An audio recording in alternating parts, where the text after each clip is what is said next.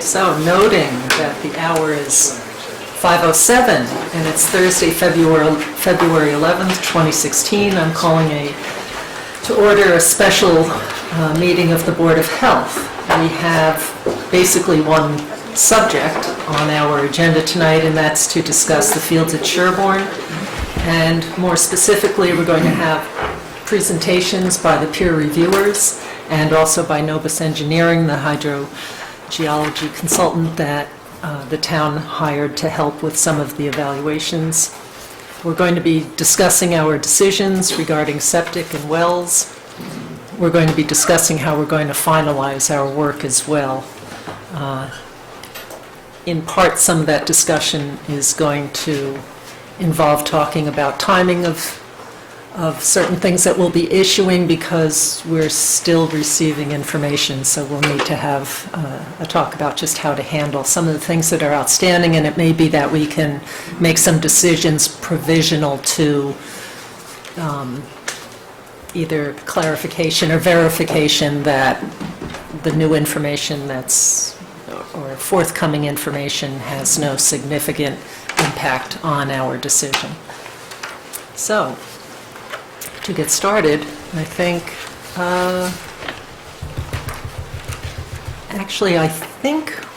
let's have the peer reviewers present first, because you've been resolving some issues that have been in flux for the last few weeks. So I'd like to hear what you have to say about that final evaluation, and then Jim Vernon from Novus can present afterwards. And when you're presenting, you'll need to come up to the microphone to present.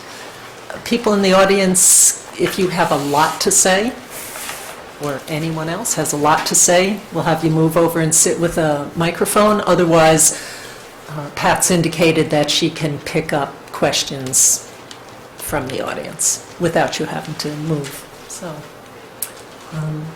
okay.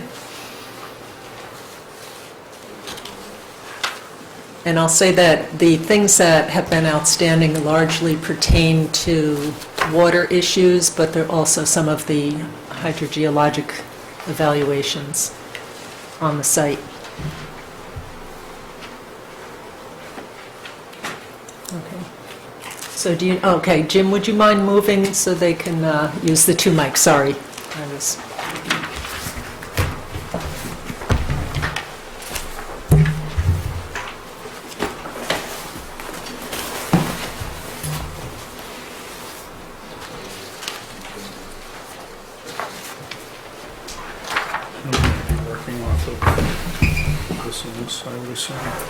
Eventually, when we get to... For the record, my name is Phil Paradis, professional engineer with Beta Group. We've been performing peer reviews for the various subjects for the project, for the various boards. And with me today is Steve Smith, our hydrogeologist, and he's been reviewing a lot of the groundwater data that's been presented, and the possible impacts to wells associated with this soil absorption system. With that, I'll hand it off to Steve. Thank you. I would like a couple of seconds just to set up some figures.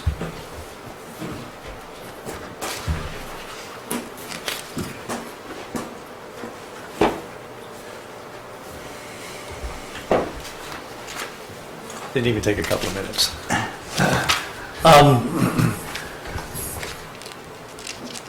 One of the issues that came up in our review of the data that we were getting from the design team was the use of adjusted groundwater data in the plotting of groundwater contours. We all know that groundwater flow direction is an important consideration in what's happening here, and whether or not, what are the actual groundwater flow directions.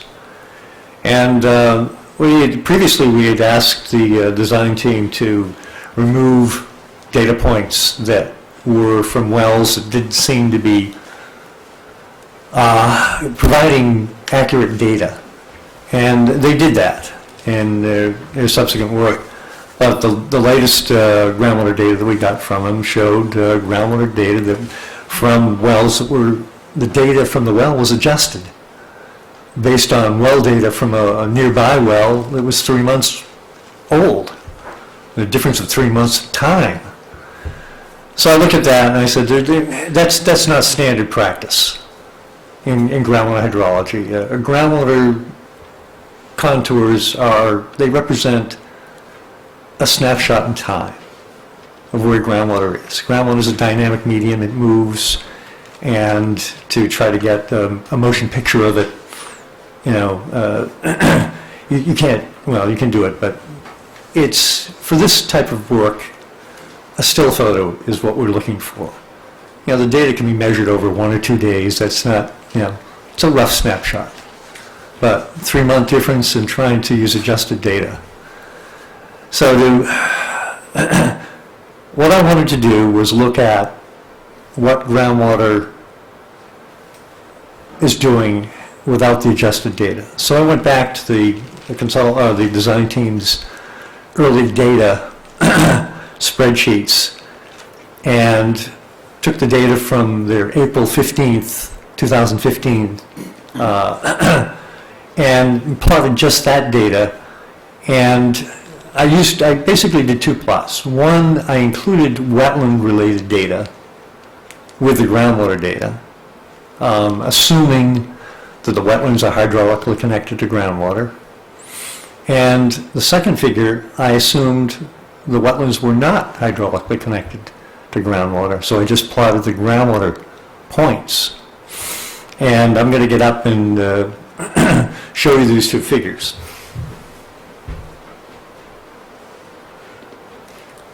This first figure that I'm showing shows groundwater connected to the wetlands. Specifically this wetland down here, and also this intermittent stream that runs across the north. And what this figure shows is groundwater flow generally to the south. This north arrow is not correct, by the way. My error. And it generally looks as many of the groundwater plots that we've seen. And if I lift it up and show you the groundwater plots without including the wetlands, what basically you see is not a lot of difference in contours. Contours seem to be the same shape. You'll notice the 166 contour where the wetlands are connected. It connects to the wetland right here. Here's the 166 contour without the wetlands, and there's no connection. But the contour is in pretty much the same position. There's a little change in groundwater flow direction in that area. So what these 2 figures really show is, one, that groundwater flow is generally to the south, as we've been seeing in a lot of the gradients look very similar, a little steeper in here and a little flatter down in here. Same thing on the and it looks. Ask just a quick question. Sure. So are these plots still valid, or are these old versions?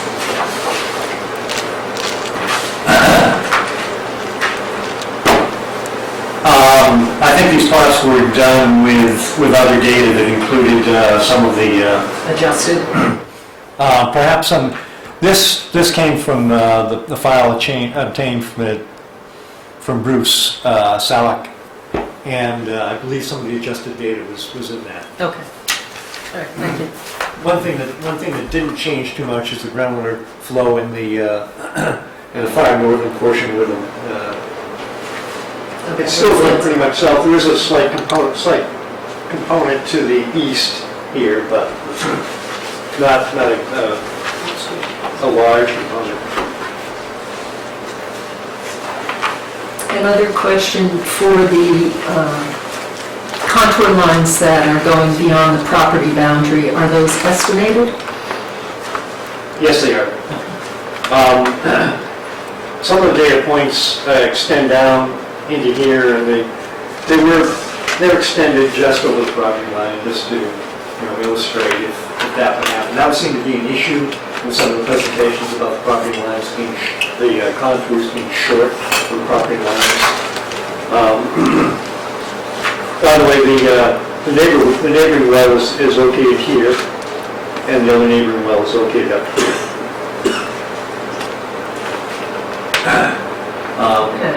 Am I taking questions from the audience, or they go to the board first?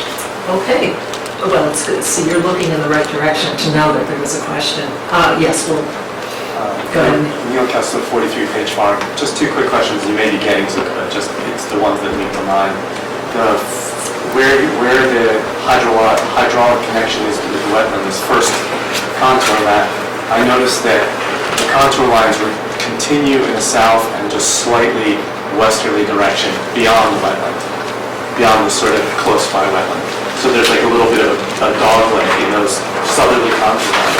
But I notice here without them, there's actually, it starts to move toward the east, which is where those 4 wells are. So I'm wondering if you ever plotted a area of influence like the applicant's engineer did early on, based on these contour maps instead of based on the original contour map that they did. If I understand your question, I think regarding an area of influence, if, as I think these contours demonstrate, at least during April, during the time of year when groundwater is high, groundwater seems to be connected to the wetlands. If that's true, the groundwater would generally take on this sort of flow pattern. And I haven't plotted an area of influence for this, but I mean, it seems to generally head for the wetland as a discharge area. Other than that, I guess what I'm asking is, I understand that, but on the second contour map you did, if there's less connection between the wetland and the groundwater, what I see is a trend southwesterly slightly from the leach fields, but then once it's past the wetland, it actually starts to bend upward, so it's, well, upward on the map, but southeasterly toward where those wells are. That's why I'm wondering, in other words, in the applicant's area of influence, there's a dogleg following probably the first one, but not the second one, and I'm wondering if there's a concern on your part, on Beta's part, where that actually if there is less of a hydraulic connection, that the area of influence would bend to the east toward those wells. That's my question. I think what you've raised is a good point as far as certainty of groundwater flow. I mean, this is one snapshot in April of 2015. It's a high groundwater time of year, and perhaps during low groundwater times of the year, perhaps groundwater goes underneath the wetland, portions of the wetland head count, and the wetland has less influence on there. And this type of flow pattern tends to dominate something like that. And it really is it's a good segue into our recommendation, is that we are recommending that these wells be monitored on a frequent basis, so that, and also the adjacent wells too, to ensure the groundwater doesn't contaminate the wells. Remember, these are going to be bedrock wells too. I understand.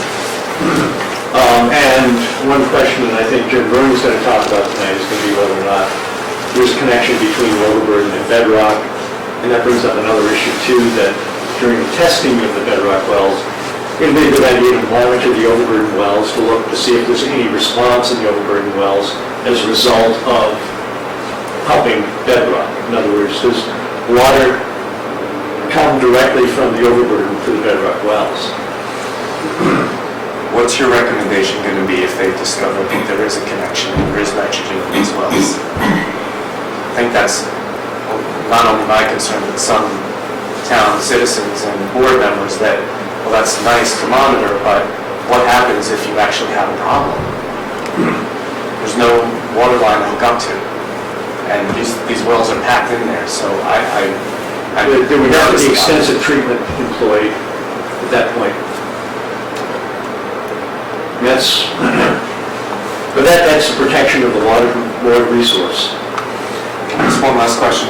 Can you, from the data you have that you've just used here, calculate an area of influence using the Title V guidelines? Yes. If one were to ask you to do that, you could do that? Yes? What's that? Could you do that based on... Yes, I could do that. Okay, thank you. Okay. Well, I was finishing up with a recommendation for a sampling program that, and I think in one of our responses, I outlined a sampling program. I don't have it, but my fingertips right now. But, I think the sampling has to be, it starts with background when the wells are installed. It's part annual, and I think there's also a 3-year sampling that goes in there. And initially, we can also probably go to something even more stringent, like quarterly sampling, to look at water quality. Is there anything that you can say about whether there would be some sort of steady state reached at some point, or is that too difficult to predict in terms of determining frequency of sampling and appropriateness? I think over a period of sampling years, it might be 5 or 10 years. I haven't done any travel time calculations in here, but maybe there won't be any hard steady state. But I think there'll be a balance of where water's coming from, where it's going to, as far as the project goes. Actually, now that I asked that, I would assume it would vary over time just because we have drier and wetter years. And There will be that sort of dry thing. years and be wet years. Okay, and so this seems to differ just based on the lines from what the applicant has presented. So are you suggesting that this is more accurate or just a different interpretation, or? I'm suggesting that this is standard practice. I'm suggesting what the applicant gave us initially is not standard practice. By using contours that are wells where adjustments in the water levels were made due to adjacent wells. And it's like saying that the well over there and the well over here had a difference in groundwater levels of 1.3 feet 3 months ago. So I'm going to add 1.3 feet to this well now because I don't have a water level for this gate. And it doesn't happen that way. Groundwater doesn't go that way. And I think the plots that the applicant submitted with the groundwater data also show that sometimes the lines cross. Sometimes one water level may go up quite a bit and the other won't. So doing that sort of interpolation I don't think is necessary. It's not standard. Okay. And was that part of the discussion of the infamous Long Friday technical session? Those are data points right under the field that we recommended Okay, those were the ones that, the anomalous data points. Those are the anomalous. These issues came up afterwards, so. And those data points were taken up. Okay.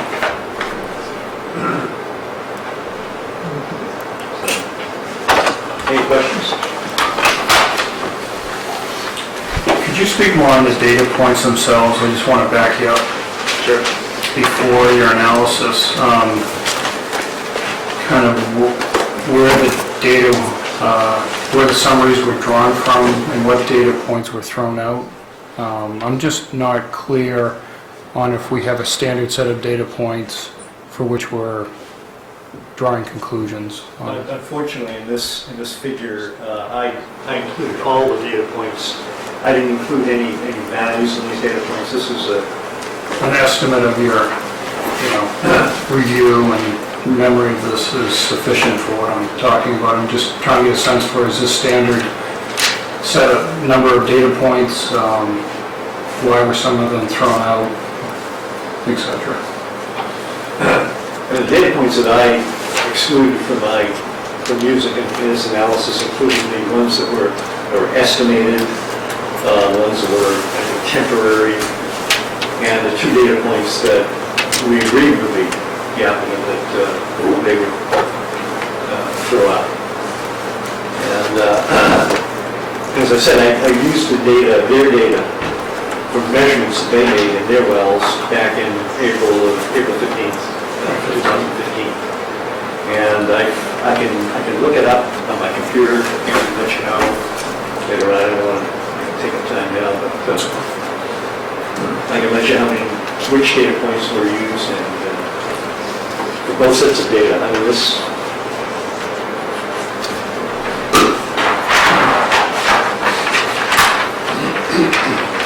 Does that help? For the stream that is to the east, do you have any comments on how that might affect things? I see the lines are all running straight in. Is that taking that into account, or would you expect to see something different happening over there? A little something different. I mean, it's an intermittent stream. So it only carries water during times of the year when groundwater is high and groundwater is discharging to the stream. So other times of the year, I mean, probably from June through September or October, it's probably dry as a bone. And in drier years, it may even be dry for longer than that. It may only be wet March and April. So it's an intermittent stream. It really isn't, the contours don't change that much up there. They do show, the contours do show, they head up toward the stream to imply that, if groundwater gets up high enough, it'll start discharging to the intermittent stream. But we don't see a lot of change in flow direction there. Some curving as a result of the stream. It's all basically headed in toward the larger wetlands further to the south.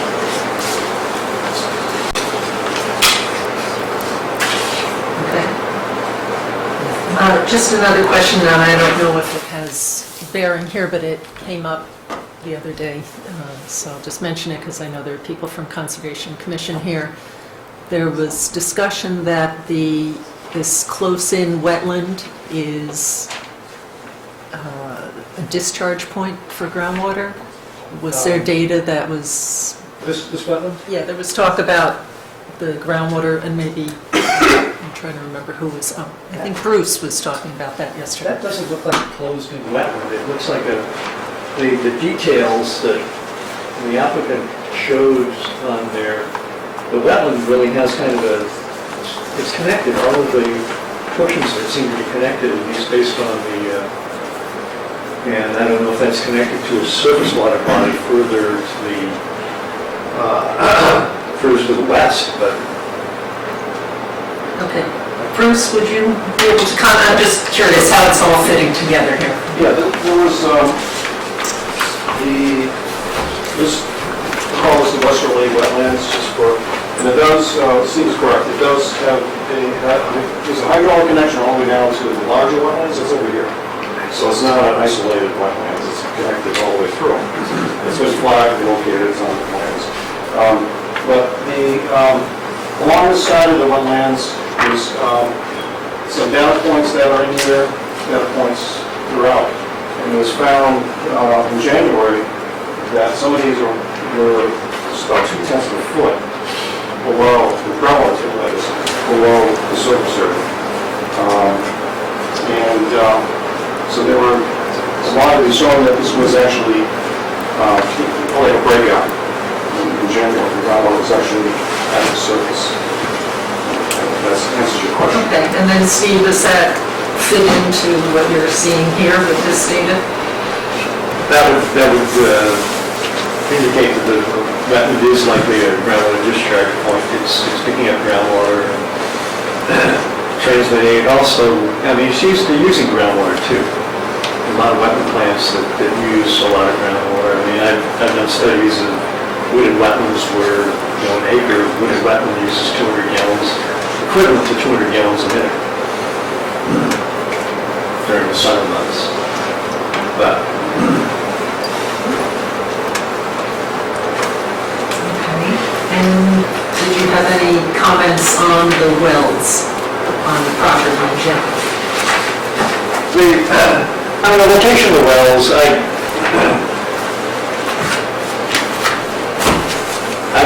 wish they were in different locations, but, I don't know why wells can't go up in here or down in here, or, these two wells are awfully close. But, there is an area of influence issue if groundwater does go under the wetlands and tends to, it looks like this is the plot where wetlands aren't connected to groundwater. So the area would probably go fairly close to these wells, and perhaps the pumping of those wells might induce, groundwater flow toward them. It's a possibility. And I think monitoring those wells, you're going to have to be, I don't see an end to the monitoring. I see, we don't know what the connection is between bedrock and the overburden. Is there a reason why those wells didn't go up here? We have, there is a roof drain dry well system that is, let me just point it out. Put it down here. In this area. For the back of these two units, we have a roof drain dry well right in here. So the DP requirements are a separation between the dry well and the well. So we're making that standard. So Know what place you can pipe it to? Anything's possible, as you know, from engineering. Any other place we go would be out front or somehow into that larger system, which has excess capacity. It has excess capacity? That has excess capacity. It's the same size as before. We reduced the impervious area, and we took out this building here. So that's, yes, we're dealing with less impervious area.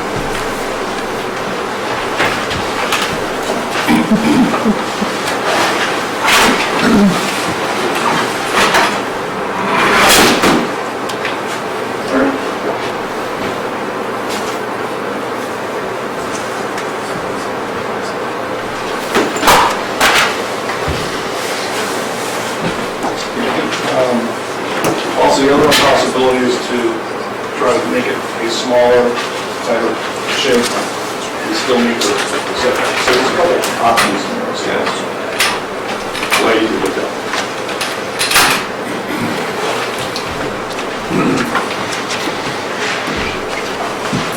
Okay, So it seems, there seems to be some design flexibility, at least on paper anyway. Perhaps in the location of at least two, and, if he was measuring the distance, then he was measuring if you can get all four in there. If you can get all four in there, get all four in there. Three? Well, this one's quite a ways back. If you get three in there, then you're certainly a lot. It takes it out of a lot of the wells out of the concern. This well is really close to the wetland too. If it's going to draw any water, it's likely it's going to draw water from the wetland before it draws. It extends its cone further out. And you're adding on, this is a 30 scale, by the way. What's this distance? 700? 700 feet? 800? So, It certainly could be done, I mean, okay.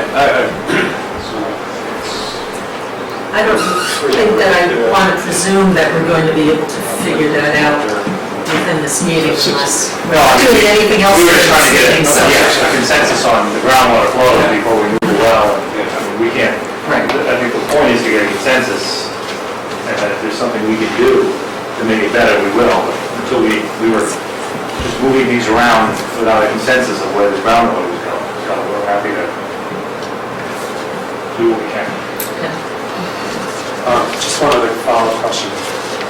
The conclusion of the applicant, based on their own contour map, was that no further nitrogen analysis was necessary because the area of influence did not touch those wells that we're talking about. Given the uncertainty that you're presenting here, I guess, maybe it's a rhetorical question, or I don't know who to ask the question of, but doesn't it make sense then to redraw the area of influence? And if it does touch those wells, or there's a danger or a concern over it touching those wells, then isn't the nitrogen analysis applicable given your contour maps? In other words, when you were working with the design team, was there discussion over the fact that they said we don't need to do it? Because I saw the comment, Beta's comment, which said, well, on that map, the area of influence doesn't touch the wells, therefore we don't need to do anything further. Whereas the Board of Health was looking for that more extensive nitrogen analysis. And I'm just wondering kind of where the peer reviewer comes down on that, given the fact that this is a substantively different contour map. It's based on substantively different data, at least from where I sit. I'm just wondering just what the peer reviewer's take is on that. I think an area of influence plot could be made in this, and as I said, it can be done. I mean, it's not, you know. And I think the better solution is moving wells. Right. Because, you know, whatever area of influence plot we get from this, it's not a constant. It's a high, there are some low contours, but I had even greater issues with the low groundwater contours than I have with high contours. Is this high? This is high. Have you done the low? No.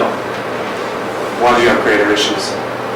With their contours, because there are, and the connection to the wetland was basically the wetland levels had dropped 2 feet for some reason.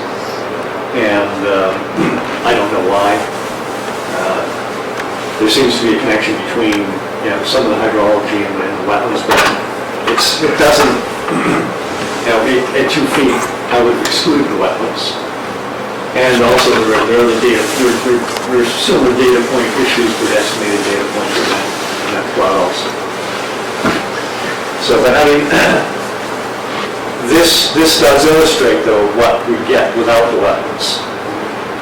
So I was thinking, what will happen is groundwater is going to go basically down here, you know, for the, you know, the end of September, early October, low groundwater time of the year. So the higher the likelihood of the impact on the wetlands, it reduces the likelihood of impact on the wells, but then vice versa. Yeah. So it's an inverse relationship. And is this something that normally you might have vetted out earlier, but I know that some data has been coming in right up through today, so is this a symptom of that? I missed some of the notes in the spreadsheet that I got a few weeks ago or a couple of weeks ago, and I basically manipulated the spreadsheets electronically. I didn't look into them, and I missed that data, and it was brought to my attention. I looked at the notes, and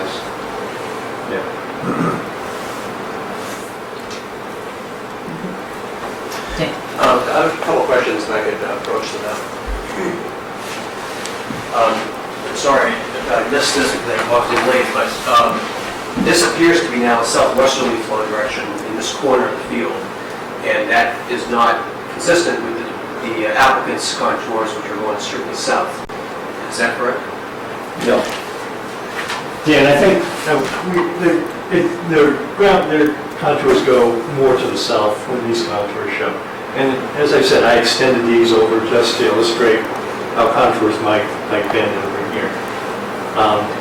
We do have an existing well right here. And based on this data, I don't see an issue with this well, but I still think it should be monitored as part of the monitoring program. But you never can tell. Right, but my question though is in the contours, this looks like it's bending this way. Is that, I mean, I guess the question is, if that is not what was shown on their map, and that's actually more consistent with Scott's analysis, which is on this plan, which is based upon other data points where it was going in the southwesterly direction. Yeah. I'm just making that comment. There is a southwestern component in this groundwater data. Okay. And with respect to your contours over here, my understanding was that there was insufficient data, water level data in this area from the applicant's test pits. What are you basing these contours on? Were you able to find accurate water level data? In their previous spreadsheets that were distributed, I think, earlier on the project, as far back as the early fall, and they just sat there. There were, Shane, correct me, you had probably 20 or 30 measurement points for groundwater on site. Monitoring or measurement dates. Something like that. What the estimates seem like? I thought we had looked at this and... Okay, well, no, we have like a 10, so for the April data, we have 10 STP, which is stormwater, and then we have 3, the septic well, and then plus 2, so it's probably 15, 14, 15 data points for the April data. What was the data? How many new data did we get in January? The new data, we put in 20 more. 20 more. So there's 35 data points. Right, so we cannot go back, that's why we correct. It's not normal you do it, and so we do it in a primitive method. We do it all the time, so it's not correct. Don't move that, Chris. You can't move that. So my question was that these additional data points, I thought in the vicinity of the wetland were estimates. Was that correct? No, Yes. No, this we- contour map that he drew is from a set of non-estimated April last year, 2014, 2015 data points. He threw out all the estimated ones. That's why his looks different than theirs. The estimated ones, but not the wetland ones in this map. But it was all from April, is that correct? It's all from that one data? That's correct, yes. That, from that From one. April. And the wetland points represent where topographic contours intersect the wetland delineation line. And during a time of the year such as April when groundwater is high, you'd expect the wetlands to be fairly close to their limits, so that those surface elevations would represent groundwater elevations or surface water elevations in the wetlands. Okay. And what about the 3 pits over here that Scott Horsley raised questions about? For example, this DHT 3-1, okay, you're showing this as roughly 176, or above 175. It's above 175. But in the test pit data sheet that was attached to Mr. Wang's report, that was showing that would be below 175 because it didn't encounter groundwater in that pit. Similarly, there's an A3 test pit that was I'm not sure if 171. that data point was used to... It wasn't used, because there was no groundwater encountered at 3-1. Right, but that would indicate that we're below 175 because that's how far deep you dug, or someone dug. That was Scott's opinion, was that you dug deep, you didn't encounter groundwater, so that meant it had to be below 175. At that time of year, yes. Okay. And then there was 2 other pits with the same situation, which their water levels were lower than where it's reflected here, And if those levels if those pits were included in this contouring, or their contouring, these would wrap around, because the lower elevations are on this side, and they would end up going more, they would turn like this, which would create that southwesterly flow that Scott was predicting. Yeah. Did you look to see that those three other pits? No, I didn't. I didn't look specifically at the data. I took the data, as I said, that was, based on their April 15th measurements, 2015. 3-1 was done in June. Dug in June. 3-1 wasn't used. Wasn't used in the development of these contours. If you applied seasonal groundwater adjustment factors, when the pits were dug, when these other water levels were taken, would you or might you be able to draw any conclusions about whether, say that so you're saying that the bottom of the pit was reached, it was dry, would it have been dry at another time of year, which would then help indicate it, because there wouldn't be a groundwater correction adjustment factor that would be sufficient to come up high enough.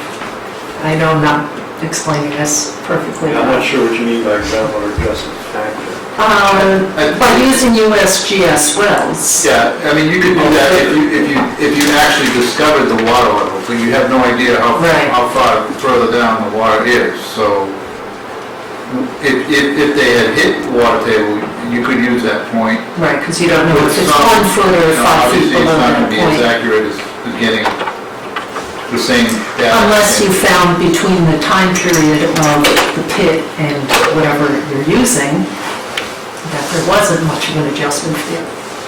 Then that would tell you that, oh, yeah, it might have been dry at that time as well, so. But we're talking June versus April. That typically is not a major difference in ground.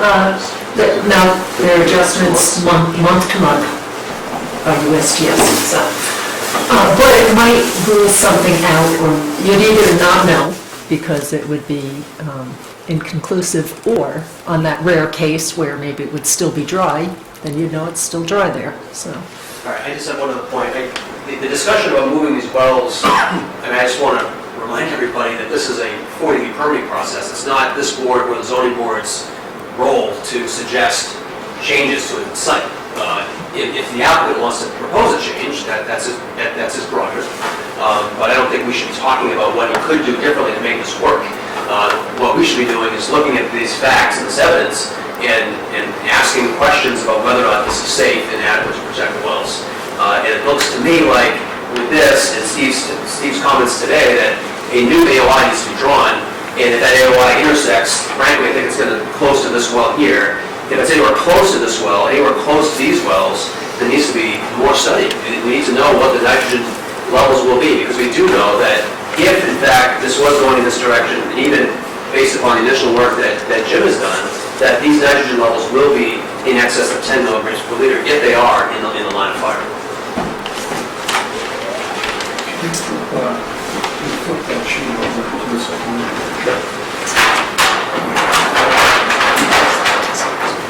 So while he's, Okay, so I attended a zoning board meeting where Mr. Horsley, a national expert, described flows and perpendicular flows of groundwater from contours.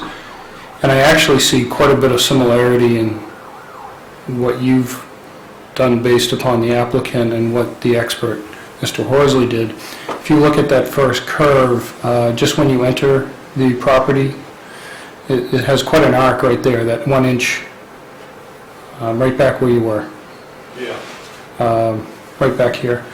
That 1 inch right there has quite an arc to it. And if you follow the arc back to perhaps the driveway or the road, Yeah. right there, and then you're drawing perpendiculars, and again, this is your assessment of the applicant's data, you do have these perpendiculars which are flowing directly to the Ham well, which is the neighbor and existing well, before we even talk about potential influence on wells that would be put in as part of this design. So again, we've moved away from concerns on the other neighbor's well, but certainly the Ham well, which is Mr. Ham, the neighbor there, remains.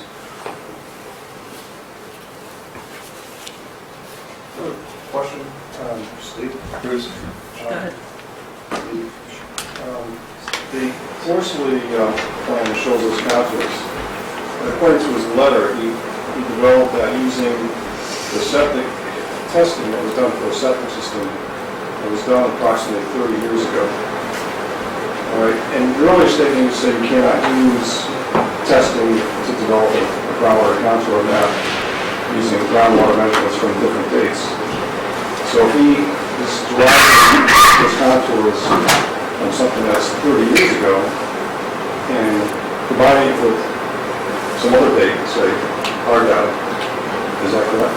I'm not commenting on Mr. Horsley's work. He's not here to tell us about what it means, so I'm not going to... Yeah, I guess that's my point, though. He used Woodward and Curran, a reputable national firm that does engineering assessments, and that's my point, is it's very similar, based... I'm not saying he went out and dug holes, Mr. Horsley. I'm saying he used data, just as you stated, but I see a great similarity, whether you're saying it's from 30 years ago. If you just follow the arc of the curves and the contours. Okay. Yes, I'd like to follow up on Mr. Quinn's comment, which I find to be somewhat alarming, given the testimony that Mr. Smith just gave with respect to the data points that he has agreed to and the plan that he has before you on the easel. I was also at the zoning board meeting that Mr. Quinn just referred to when Mr. Horsley presented that plan, and Mr. Horsley admitted that night that the plan was based on an estimate of data points that were outdated at the time. In other words, he didn't have the current information that Mr. Shang had presented to Mr. Smith. And so what I'd like Mr. Smith to do again, unless I heard him wrong, is to opine about the potential influence of these leaching fields based on this groundwater analysis that he has reviewed and presented, what the impact would be to the neighboring well to the west. I would also like to hear that, but I might add, there were insufficient data points. There were no data points from the Ham property, and that's exactly the point, and why he stated what he did, or as you say, admitted that he didn't have these points that you're describing. He went back and looked at where he could get data, the Woodard and Curran study. I'd like to again hear Mr. Smith on the impact based on this groundwater data that he has reviewed to the neighboring well to the west.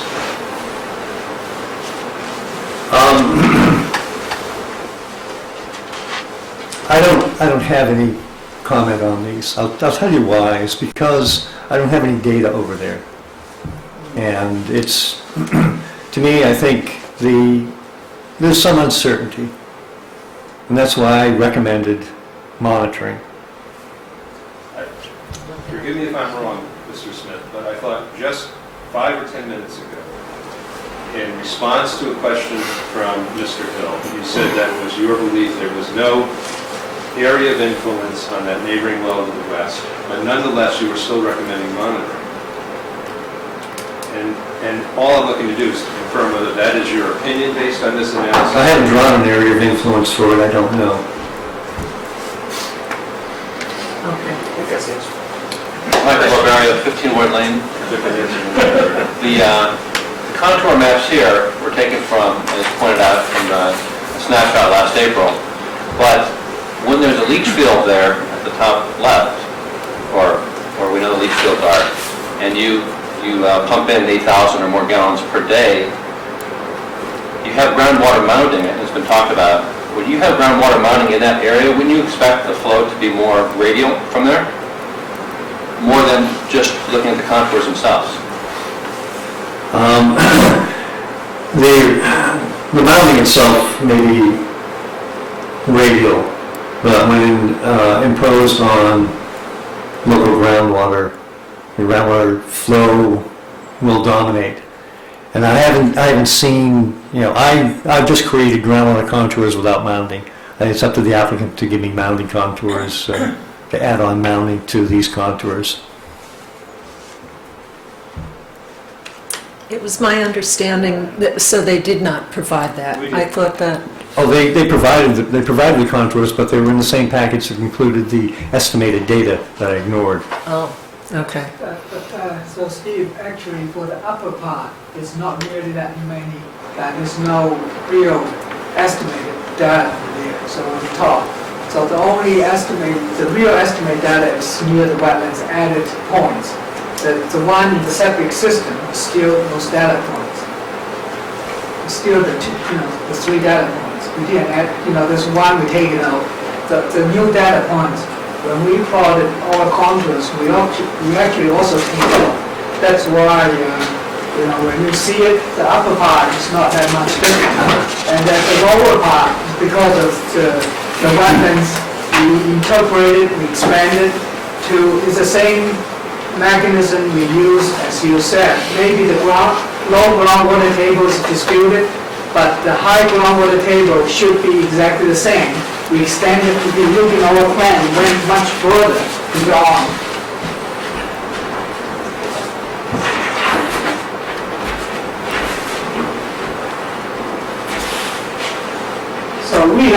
So this is the wetlands, as just Steve explained. So the wetlands, if you're looking at it, it's all connected by the intermittent stream. So if you look in the path, whenever the water gets into this wetlands, it's over here, its travel distance is shorter to reach the same elevation to come into this way. So therefore, if you're looking at it, the water, when we incorporated all the wetlands estimate, and this year, Steve, if you do incorporate the wetlands points here, I strongly feel we should incorporate the wetland points along this line too, because it's the same, and this for high ground line. So if everybody agrees to an estimate, how to estimate, incorporate a little bit more, get more full picture of the groundwater flow.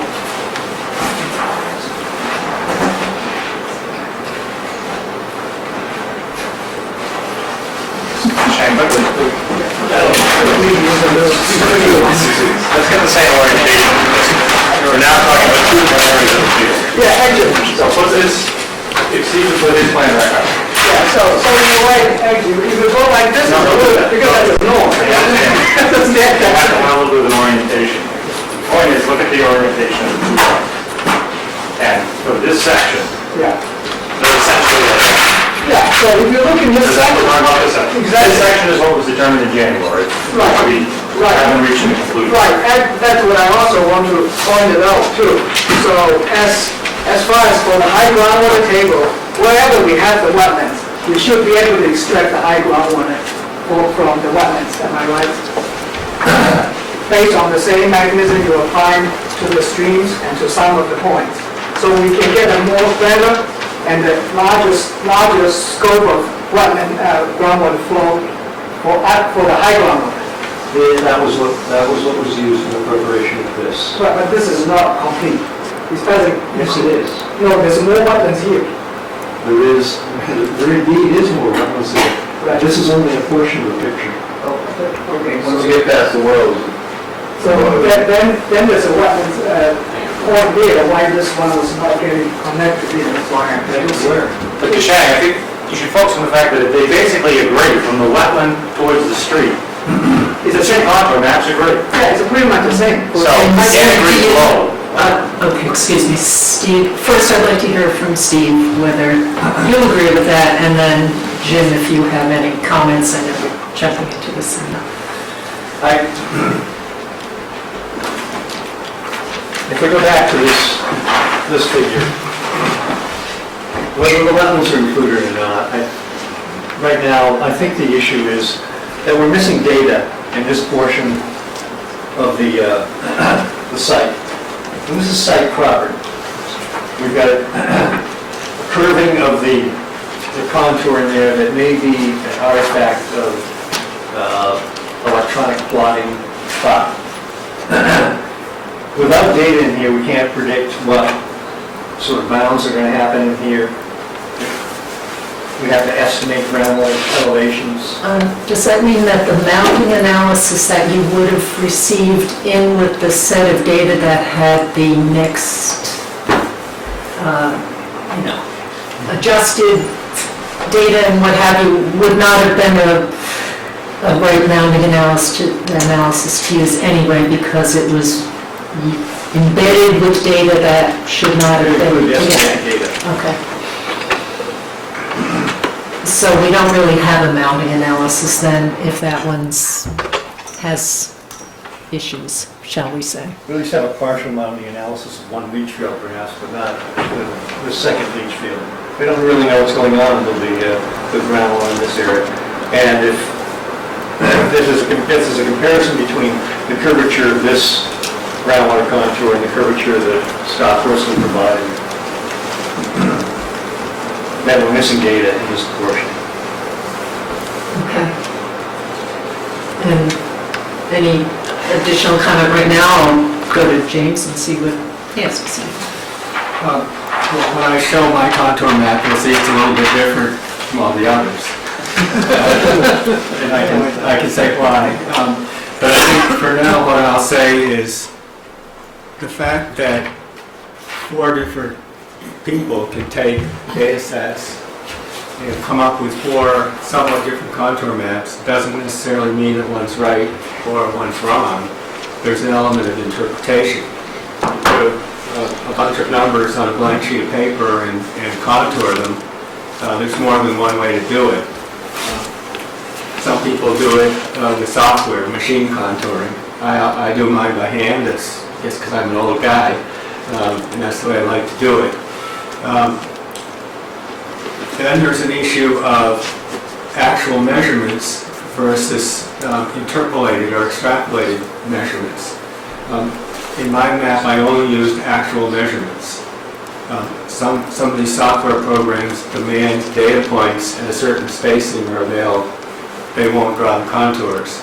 So it's my understanding that some interpreted or made up data points may have been fed to the program. If I'm wrong, then I'd like to hear it.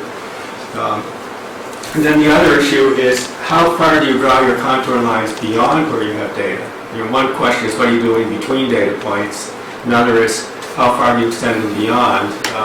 I don't like to, but if one does, I think they should be dashed, because solid lines where there's little or no data can be deceptive. It looks to a layperson like it's what the water table is really doing, whereas it's an interpretation or a guess.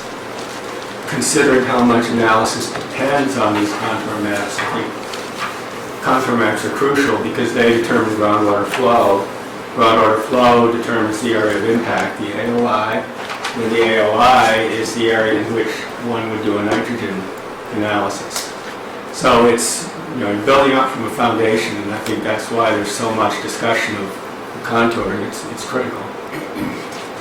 And any comment on Deshang's issues around the presence of the wetlands and how they may be affecting this?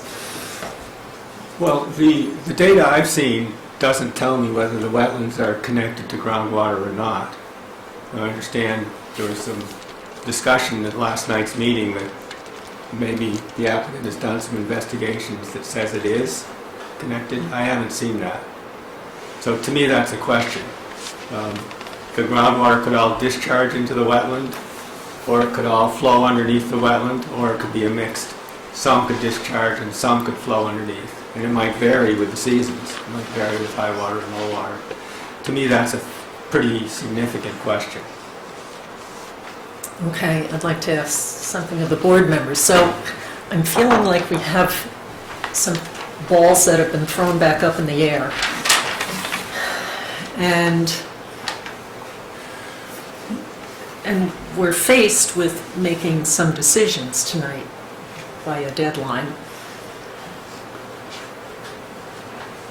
Do we think that's possible? Are we going to ask the applicant whether Well, I they think we, have more to present, there are things to be refined and firmed up,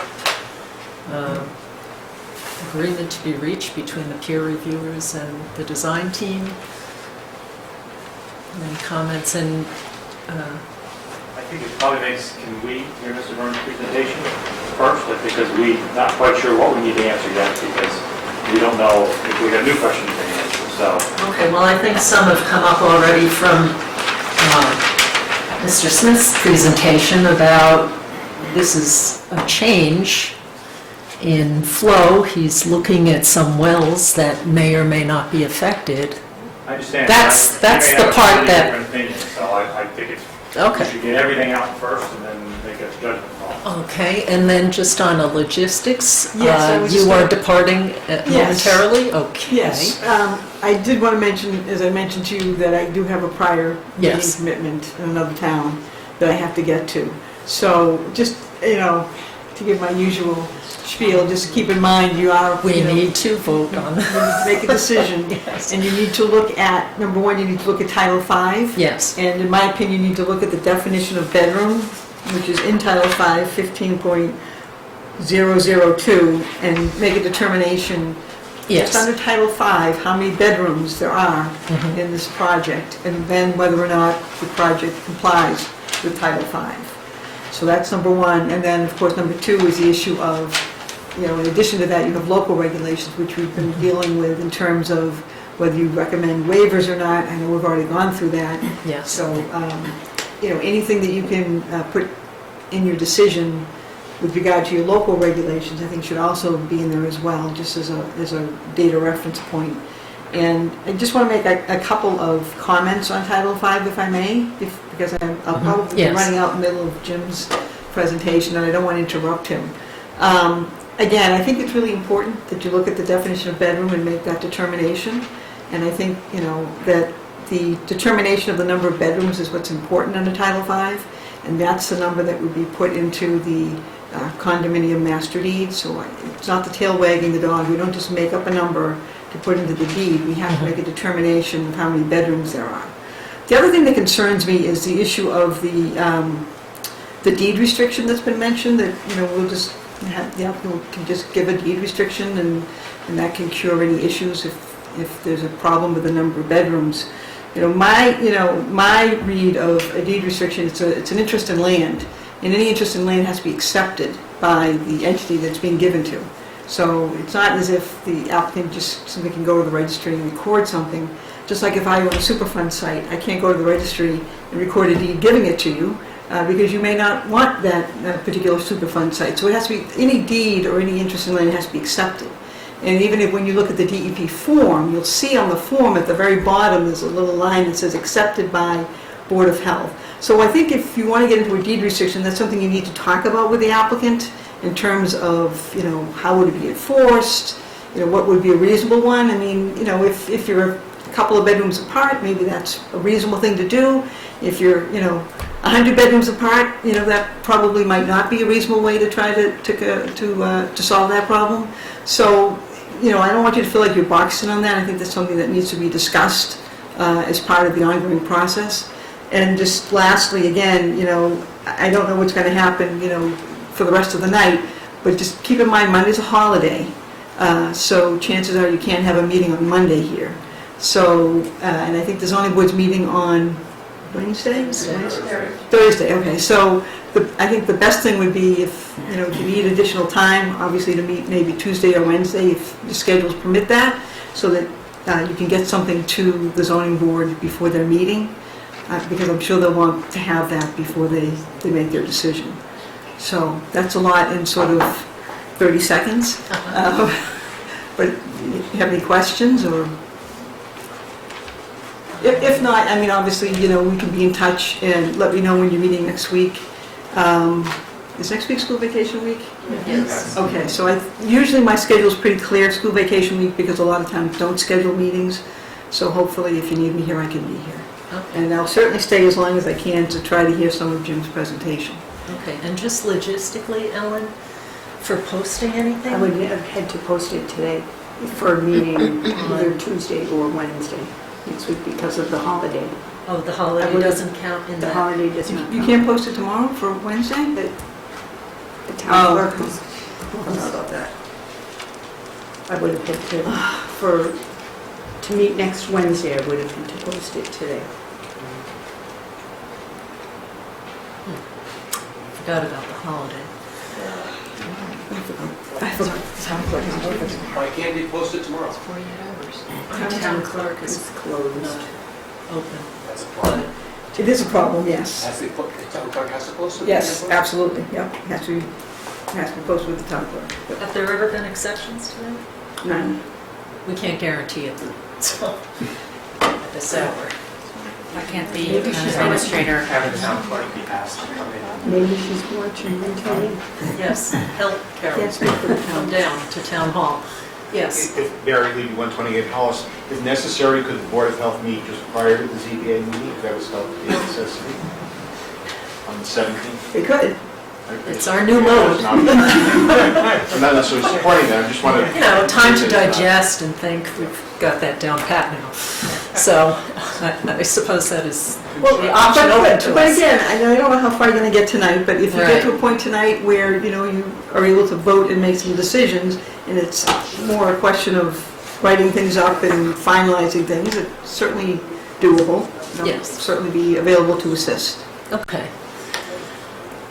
In terms of, and we chatted about this, so we have, again, this is a departure from what we usually do. Ordinarily, there are plans in front of us, and they include all the technical details.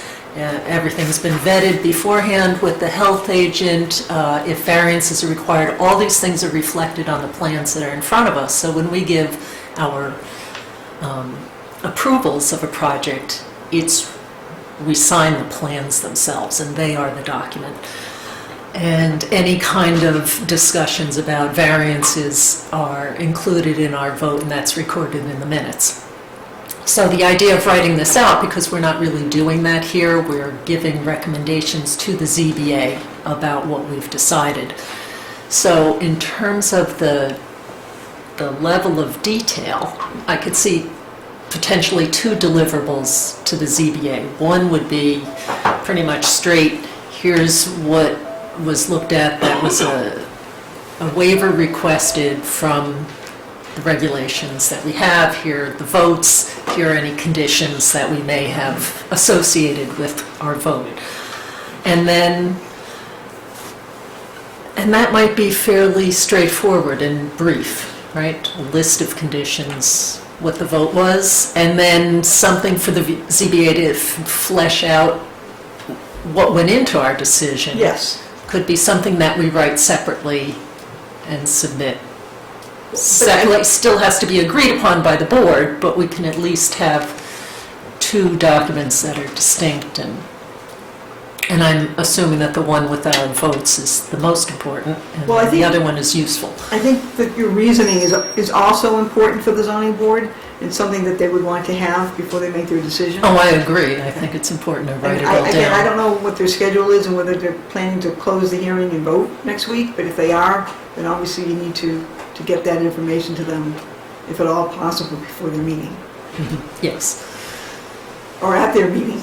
right, because they have to collect all the public input Yes, by that date, right, and then they Yes. deliberate thereafter, yes, without further new information, I presume. correct. Okay. Michael Barbarian, related to that point, my understanding was that if ZBA did close the hearings on the 18th, that is without an extension, that they have something like 4 weeks to write a decision and write it up. Is that, so since they're going to be basing their decision-making on Board of Health input, does that mean the Board of Health has to have all the decisions by the 18th, or can they write them up, like the week after? Do they have any time to deliberate after close of hearings? The Board of Health? The Board of Health? Yes, Or if input the Board- into the ZBA? Can that occur after the 18th? If the Board of Appeals public hearing closes on February 18th, then no further input can be given, whether it's from the Board of Health, the applicant, the public. The hearing's closed. That's it, no more no more information. Okay, and no more answer if they have a question would influence your decision on this particular waiver Right. request, then that's considered still new information that's Yes, being the- provided? Yes. So you want to get everything in before the public hearing is closed, that's when the comment period ends. Can the town administrator or anyone step in to post a meeting under extenuating circumstances? Not that I'm aware of, no. It could be arranged tomorrow before noon or whatever the deadline is. And if you were friendly with the town clerk and you're going to do that. Pat wants you. Oh, yes. Suggestion, if you're not done today, could you adjourn this meeting to Wednesday and not have to repost another meeting? No, you have to post. You have to post? You have to post. 48 hours? 48 hours. You don't count Saturdays, Sundays, or holidays. Oh, Just, it's a tough, it's a long weekend. Yes. Dan? On this deed restriction issue, a question to the chair, town council, is there any case law, legal guidance from DEP on this issue, whether or not a town, whether or not Board of Health has the ability to reject the deed restriction as a way to limit the design flow of the project? I haven't looked at that specific issue. And just follow up on the bedroom count issue, would it be appropriate to ask town council for an opinion based on her interpretation of Title V? How many bedrooms are proposed in this project? We could ask, I don't know if that's something you've looked at, though. I'm not sure if that's within my expertise. I think, I'm happy to provide some guidance, but really the board needs to make that decision based on the definition. What guidance would you provide? That you look at the definition. Okay. It's pretty clear. I thought there was more. Yes, okay. Jeff, did you have a question, or? It's been- Jeff Walter in this, really, I'm writing to Carol right now.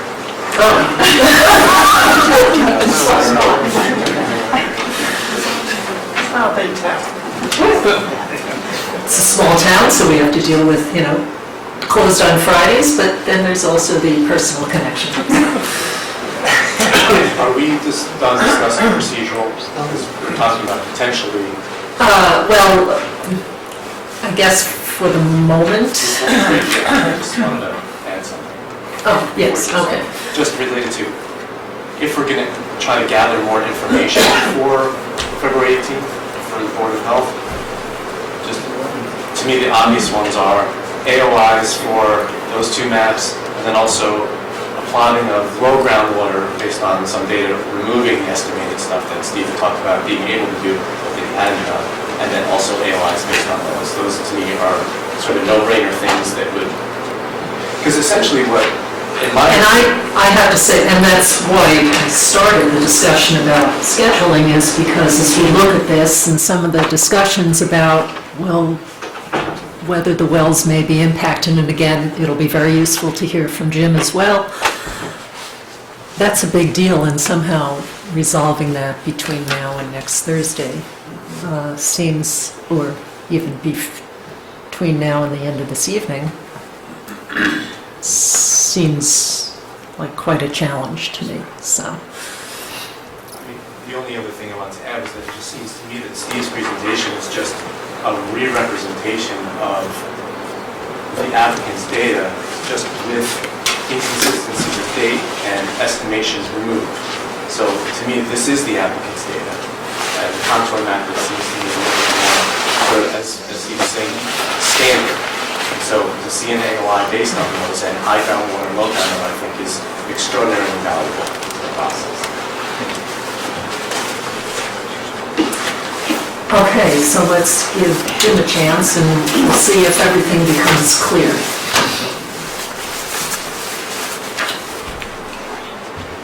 I'm Jim Farnham, thank you. I did make some handouts, and I'm going to talk through the board. Already have these? Yes, we do.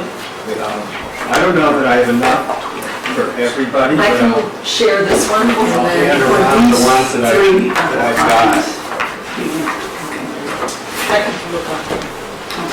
Probably should have them. And I've left a couple sets on flip in case someone wants to photocopy it. Oh, just 3 more? Here's some more. I really didn't know how many to make, so. Thank you. And the Board of Health does have these as a PDF, so they're available. So I want to describe what it is that we were asked to do and what we did, and hopefully that.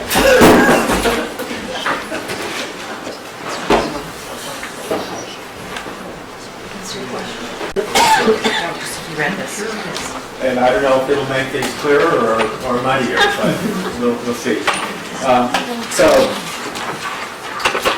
I want to say a bit about what our objectives were, because they were a little bit different from Steve Smith's objectives or some of the others. We were asked to perform an independent hydrogeologic study of selected hydrogeologic elements. The basic purpose, I think, being to help the board make informed decisions. And some elements that the Conservation Commission was interested in were also added to our scope of work. So we really, I think our goal is to help you folks have more information to decide. Thankfully, it's not my job to actually decide. That's an awesome responsibility. We're not a peer reviewer. That was Steve's job. So it's not our job to critique the work that others did, whether it's the applicant or the abutters or the peer reviewer. However, we were not allowed on the site ourselves, so of necessity we have to use the applicant's data. So that means I did have to look at the data critically, but it was not my job to critique it to the board. So I'm not here to say I think this is good or this is bad. I might say that, but that's not my main purpose. It's also not my role to say whether I think a Title V permit or a local waiver should or should not be granted. It's just my role to give you folks information.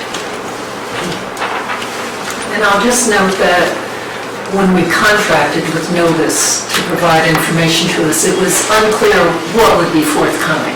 There were many missing pieces early on, so in the end there is some overlap, but initially we did not know whether that would be the case or not. So there were several questions we were asked to answer. The first is, what is the effect of the proposed septic system on the wells, including both the proposed on-site wells and the existing neighbor wells? There's a well at 247 Washington Street, a well at 257 Washington Street, east and west. The wells at Knoll Crest to the north. I'm pretty sure there's a well in Holliston at 105 Whitney. It's outside of their town water service area. I've driven by twice. I can't actually see a well there, but I presume there's a well because they're beyond the water system service area. So there's some other wells. We'll talk about those in a minute.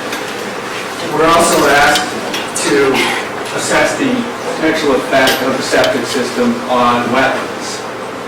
We're also asked to assess the effect of the new wells pumping on the neighbor's wells. There could conceivably be a physical effect. As all these straws drink out of the bathtub, you might possibly affect the quantity of water available. And then also the possible effect of the wells on each other. Again, you've got a lot of wells being proposed in a fairly small area that could interfere with each other. So what did we do in our study? We were trying to look at some hydrogeologic questions to improve the conceptual model. That's our way of saying, what do we think groundwater is doing underground?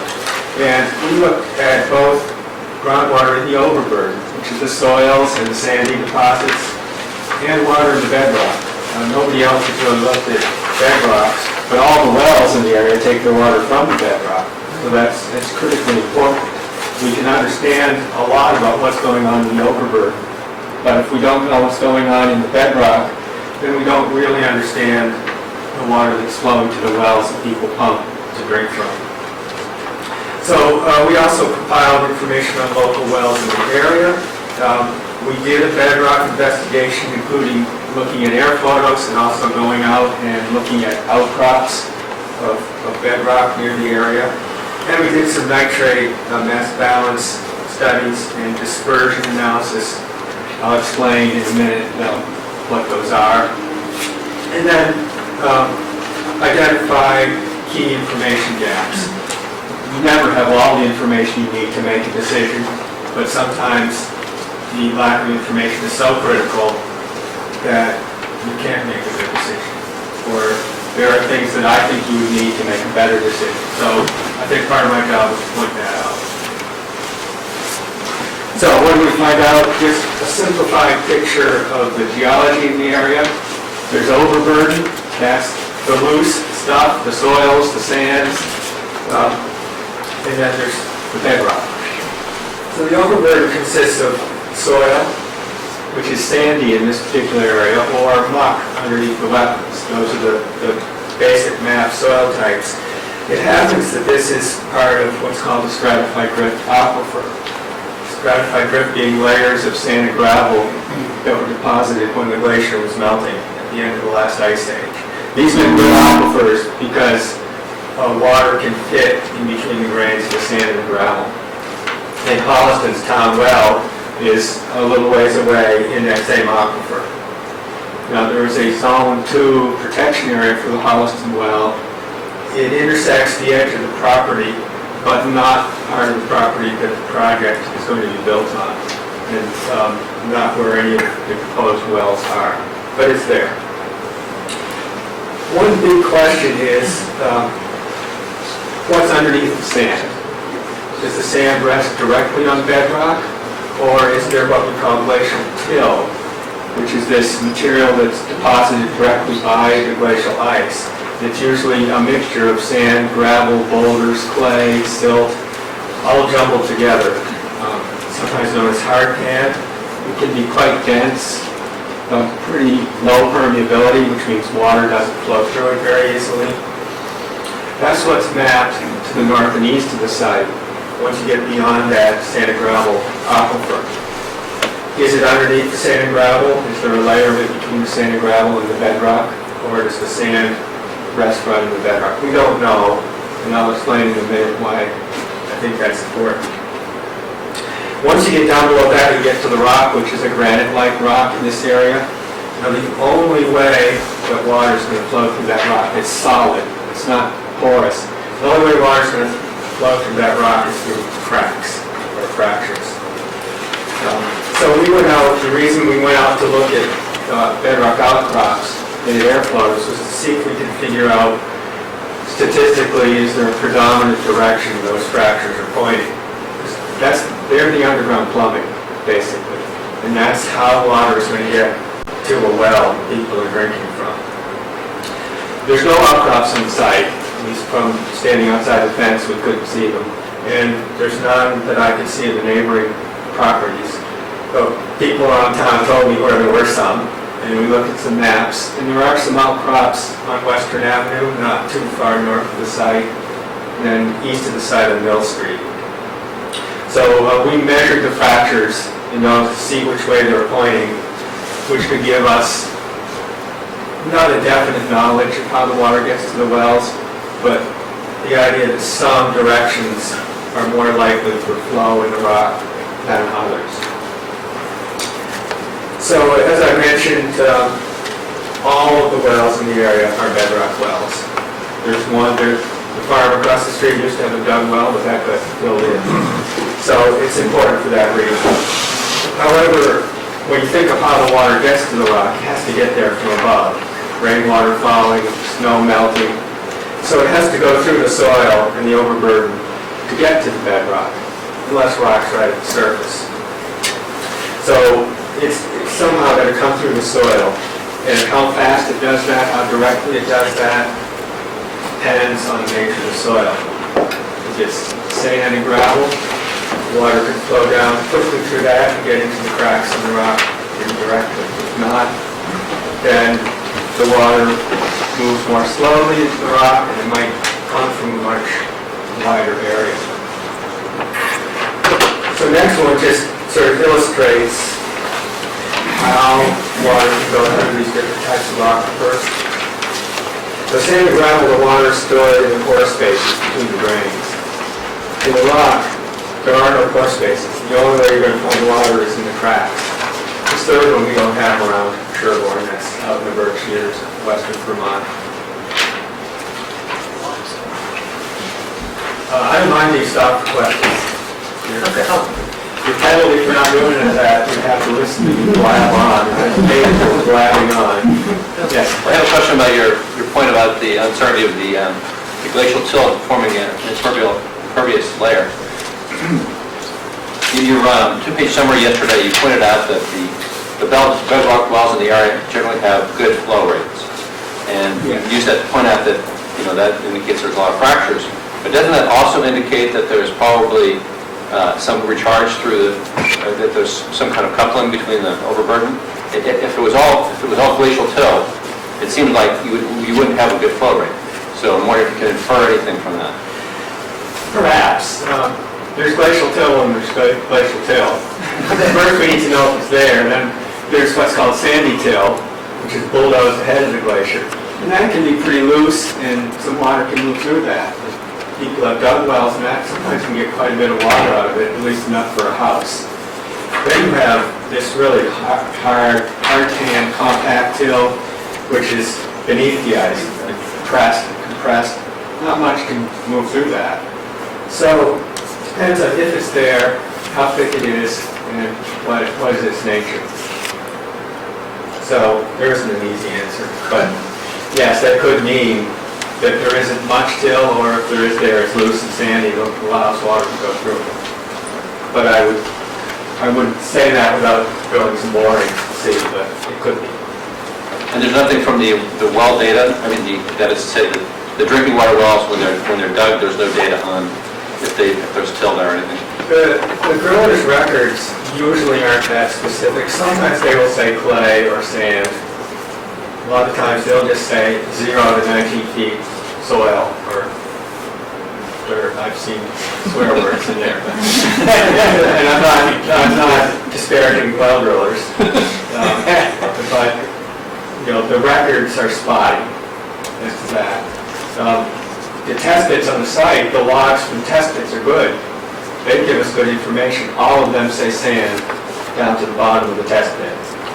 None of them hit till, none of them hit bedrock. And they go from, the ones I looked at go from 15 to 25 feet. And it's still sand at that point. We don't know what's under there. It could be 10 more feet of sand and then boom, you're on rock. Or it could be 3 more feet of sand and then glacial till and then rock. We don't know. So what have we found out? The rock is granite. From the outcrops, the most common fracture directions are east to west, over somewhat of a broad range. We also found northeast-southwest trending fractures and a few north-southwest. On the air photos, we also did see some east-west lineaments, and these are linear features you see when you look at air photos in stereo. You think they could be fracture zones. I'm more comfortable it's a fracture zone if it agrees with fractures I actually measured in the rock. So that's why we're looking at both photos and actual outcrops. So some of the photo lineaments line up with fractures I measured in the rocks, some of them don't. I'm a little more confident that the ones that agree could represent actual fracture zones in the rock, and these could potentially be paths for water to move through. There aren't a lot of big lineaments going through the site. It's kind of expected because of all the thick, sandy soils on the site. So you wouldn't expect rock fracture zones to show up too well. There is one in the eastern edge of the site that coincided with that intermittent stream. It trends north-northeast. But as I said, we still don't know the degree of connection between the overburden and the bedrock. But to that point, was another characteristic that you observed is that there are, I don't know if they're all, but some vertical, or that the fractures tend to be vertical? Some of them are vertical, so you can imagine a crack that goes this way.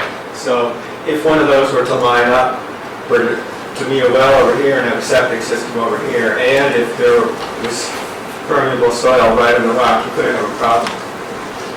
But we don't know, we're talking probabilities. We don't know what the plumbing is for any one well. We don't know if a fracture goes all the way or if you've got this fracture intersecting with that fracture. We also found a lot of fractures in the rock that were like this. They were steep, but not vertical. There were a small number of low-angle fractures. But most of them were either steep or moderate. So if you look over to the next one, this little road diagram, that's like a bar graph wrapped around the compass. So the larger bars are showing you that we saw more fractures trending roughly east and west. So that's from our outcrop studies. Then these dashed lines are these lineaments I saw in the photos. And the project footprint is here. So you'll see they're scattered around. There's a lot of these northwest lineaments. I'm less convinced that they represent fractures because I didn't find anything in the outcrops that way. The lineaments that trend roughly east-west, I'm more confident that they represent fractures. Again, we're not proving anything about any one well or any one fracture going from a septic system to a well. We're talking probabilities, focusing concern in certain directions as compared to other directions. So there's a lot we still don't know about the bedrock, but we know Mr. Vernon, more than we did.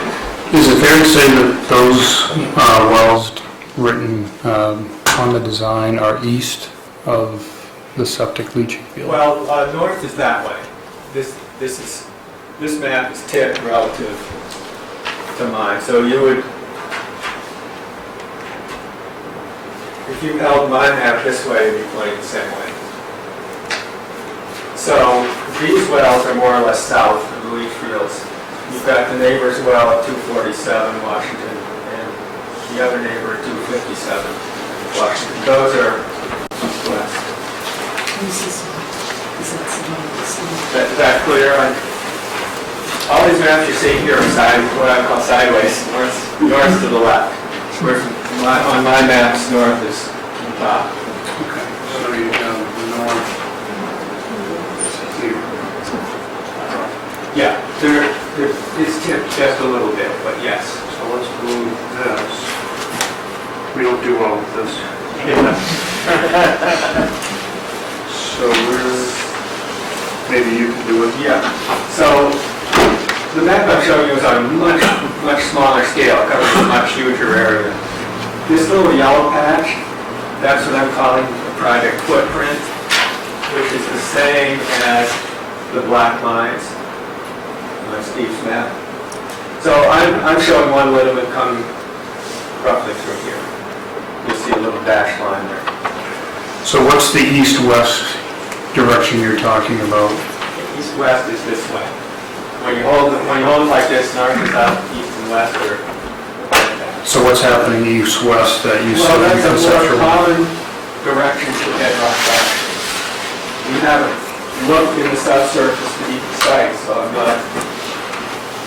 not able to say there's a particular fracture. We're talking probabilities. Okay, thank you. I guess a preponderance of what you saw out in the field. Yeah.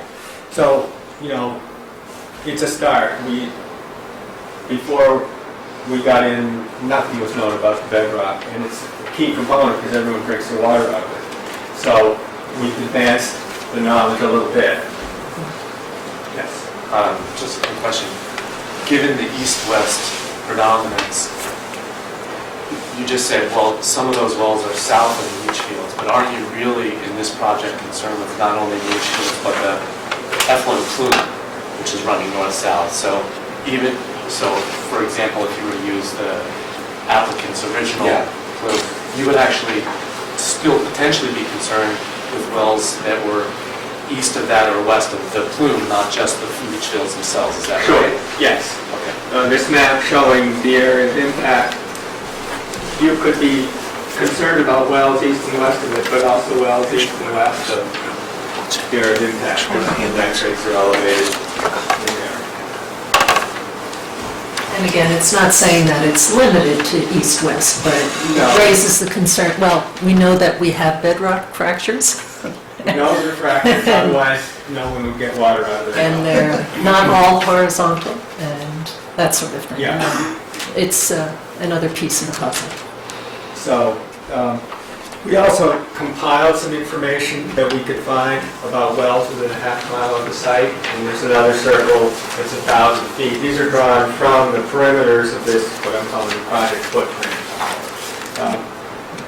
We got some of the data from Board of Health. Some SDP has a database on their website called Search Well that's got well info, and then a few from different sources. So we just kind of pulled that all together. Really, every lot that has a house in Sherborn must have a well, because there's no town water. In Holliston, there is town water, so not all, there's just a few wells. People that chose not to go in the water system, or they're beyond the service area of the water system. So we happened to find 2 in the records that are in Holliston, and then I presume there's one at this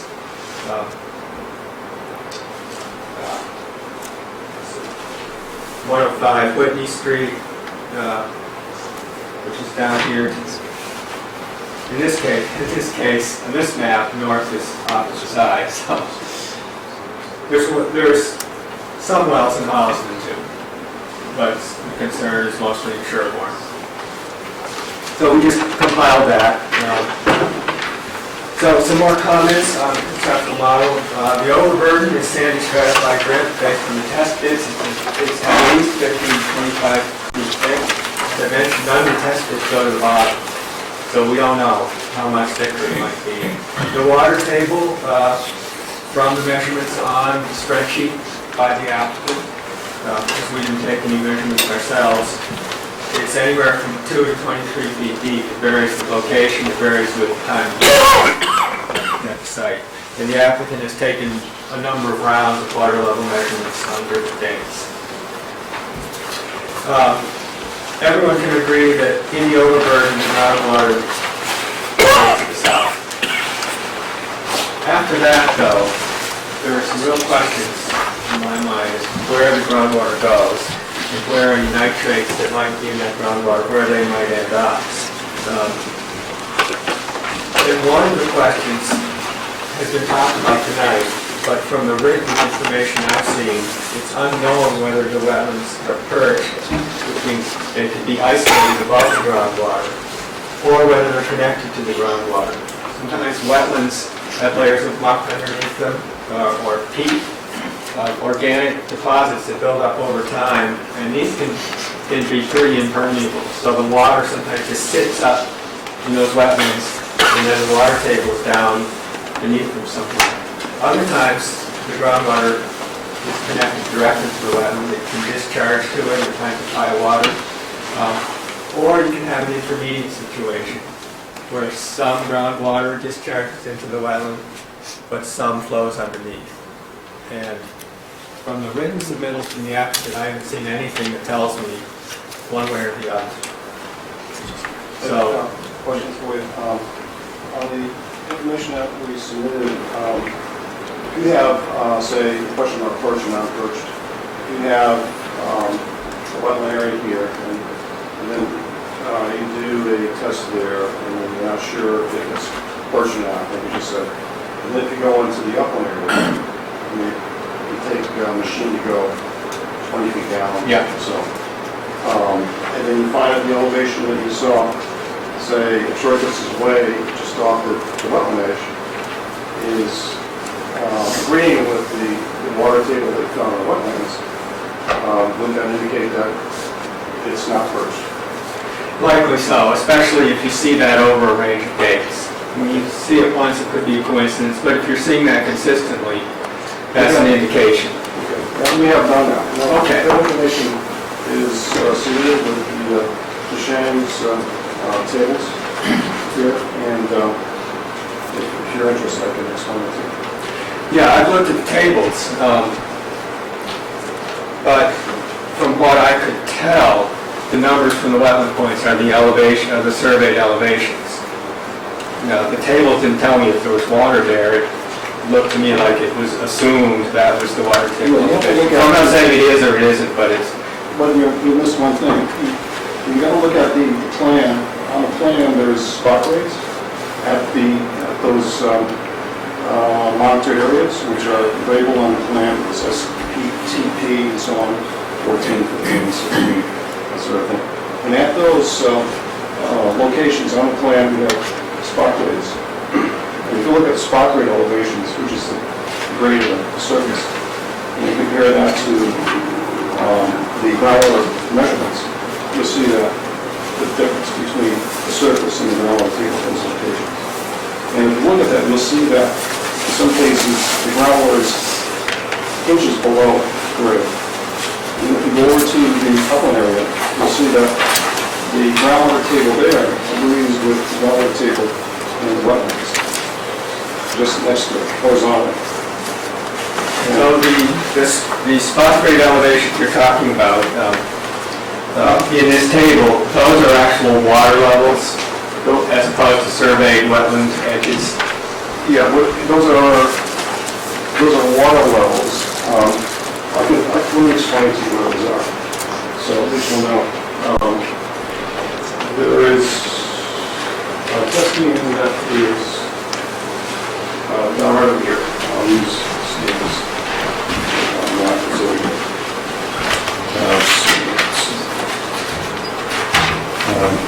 If you look at this location over here, he doesn't have all the spot rates, but I can show you on screen.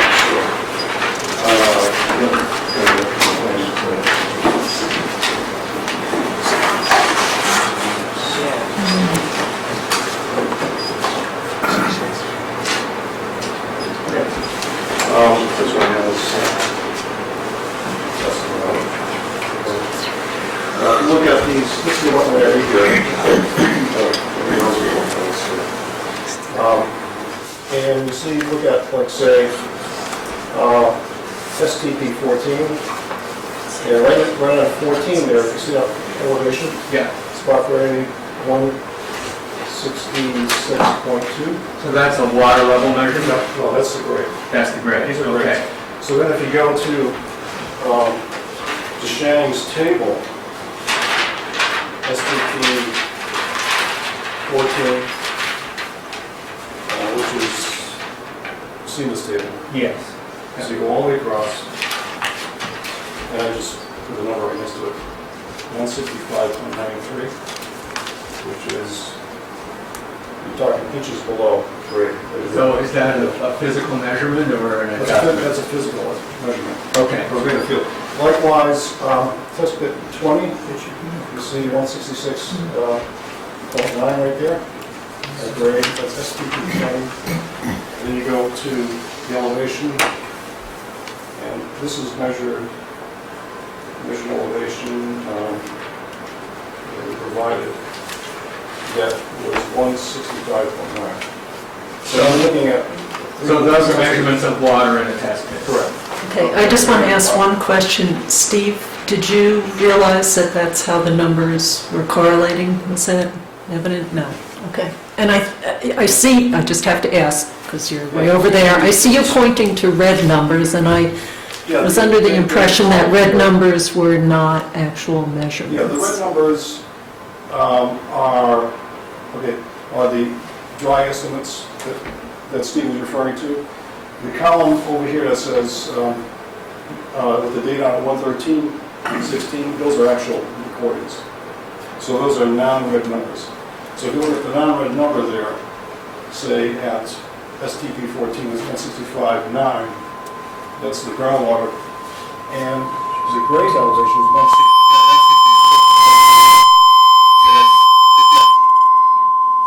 Below grade, 0.3 of a foot, 3.5 inches. If you go over to STP 20, You can't hear anything he's saying? STP 20, okay? And if you go over to Maybe you'll have to lean the chart to there, towards the microphone. the measurement STP 20, that says 113.16. The groundwater there is 165.9.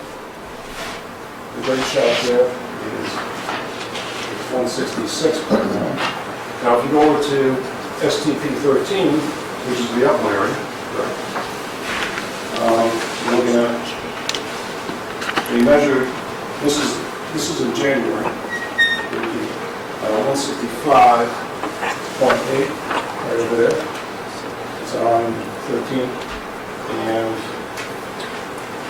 it's a great shot. You can look at the contour again. And I'll see these other. Okay, so I have to say this is a bit of a level of technical detail that, Well, I guess all I'm saying is that the okay. information that's provided here, we know it's not perched. I guess, Okay. Jim, the question, we just demonstrated that it's not perched because the upland elevations agree. All right, so, okay, so Jim, though, in listening and seeing what the data points are, Yeah. not that you've had time to study it, but is that matching up for you, or it's still a question? Are these water levels in open testing, or monitoring wells been installed? These are, since these are in a protected area, wetland area, they're done with hand augers. So you did an auger hole and you saw where water came up? Correct. And you measured it? Yeah. And this one over here in 14, they actually, they're going to put in a 2-inch pipe. It got down to just below, you have the pipe width and everything, and the water level is like 2 or 3 inches below right here. So it doesn't make any sense to put a pipe in. And that was consistent with the other test holes, the other auger holes that we did in Herb. The same kind of thing. It would have been helpful to see that information. When well, it's not my role to critique it. So these elevations here, what you're going to see here, these are the ones, I don't know which table we got here. But if you look at the Shangs numbers here, these are the actual measured numbers. The ones in the black. Maybe we could just move along. I think more important than the perched or unperched is the fact that the two independent reviewers don't have these 8.5 by 14 inch sheets that have red, and they both stated tonight they didn't have what you're now presenting, so I think that's an important point. I have the data, but I don't have any explanation of where the numbers came from, except the statement that red numbers are interpolated or extrapolated based on measured data to assist computer to plot map, and green numbers, wetland points, high water at ground surface. Hearing from you that these are measurements in hand auger holes makes me feel better, but from what I've received in writing, I have no idea what those came from. Yeah. So that, you know. You should also have the Shangs report with...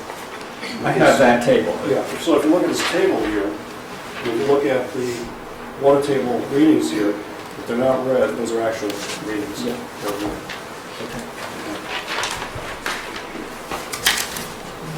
So, you know, if we accept that some or all of the groundwater discharges to this wetland, which the applicant referred to as impacted wetland in their December submission, then you have a very high concentration of nitrate in that wetland. Now, some of it continued to flow beneath the wetland. Then you wonder what happens next. Does it all go to the next wetland, which is Dirty Meadow Swamp, which is the end of this area of impact? Or does some of it go to well J or some of those other proposed wells? It would only take a slight difference in these contours to tell you that well J and some of these wells are impacted. It's close enough that I think that's still an open question. And I have a lot of discomfort with the use of interpolated and extrapolated data points to draw the contour map, and solid contour lines in areas with no data, the same as in other areas where there is data. So I mentioned, if you look at this one, and it's hard to read, but the blue contours are my contours. And again, I'm not saying I'm right and this one, that one are wrong, but it's to illustrate that you can contour differently with the same amount of data points. You have more data, and I didn't draw them beyond where there was actual measured data. I didn't use any interpolated. Mine curved a little more because I drew mine to follow topography. If you don't have a measurement, the rule of thumb is the water table probably parallels the slope of the land, the hills and the valleys. So there is a ridge in the eastern part of the site and a valley, a draw kind of in the western part of the site. So that's why my contours curve a bit. And so the density of your contours also indicates that that's where the data is, so all the extra ones that we're seeing here I are not? happen to use the March 30th data. Okay. I all did right. this before the December submittal and obviously Okay. then before the January 28th and the February 2nd submittals. I worked off the October EIR, and at that time, the March 30th was the most complete data set. So that's the data set I used. They could be a little different if you pick one of their other dates they did measurements. The close spacing of contours means there's a steep gradient right there. Which means if you look at the water, think of the water table as a surface, it's sloping a little steeper and then it shallows out. And I wouldn't be surprised if some or all of it discharges to the wetland. But hearing what I've heard tonight is the first information I've gotten that gives me a clue that's the case. So even if we got to where we all agreed on the contour map, that only tells us about what's happening in the overburden. And all the wells are drawing water from the rock. These contours don't apply to what's happening in the bedrock. So you still have a big uncertainty. Can we sit here and say this well or that well is safe? To me, that's maybe not the regulatory question, but that's part of the question I was asked to answer. Will there be an impact of the septic system on the wells? Well, we understand half the component if we understand what's happening in the overburden. But we don't understand, we can't answer that question fully if we don't know what's happening in the rock. What we can do is make some probabilistic statements that this well might be more at risk than that well. If we knew the soils underneath, if we knew if glacial till was under there, we could be more comfortable saying something. But we don't. Jim, would it help to be on-site, the fact that you, right over here, Jim, would it have helped to be on-site, to be given permission to be actually on the...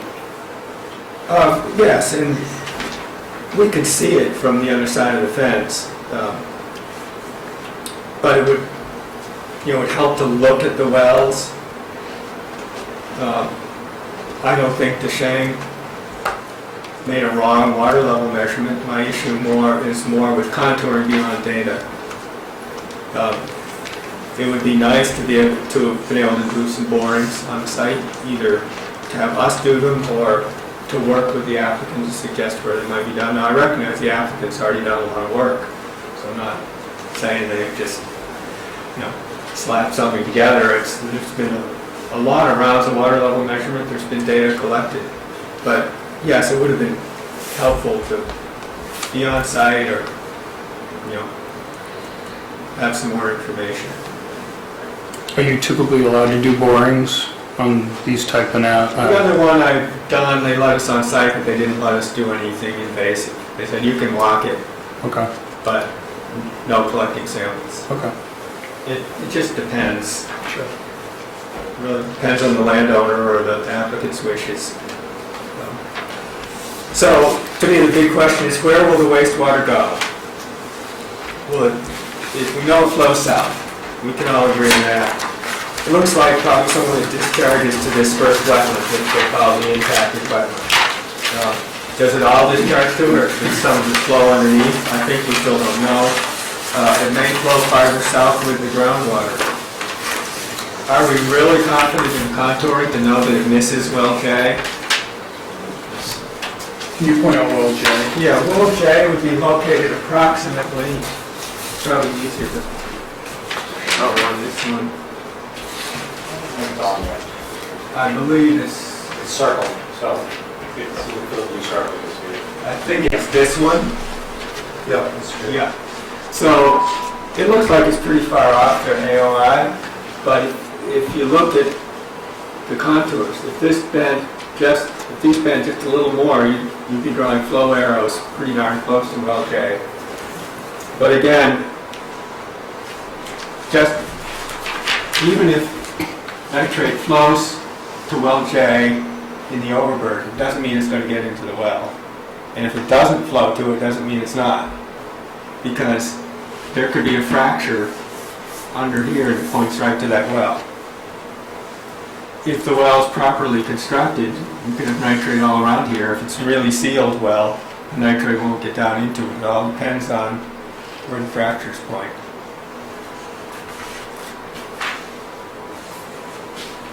And if there's a denser layer underneath the sand, that could be a protective layer.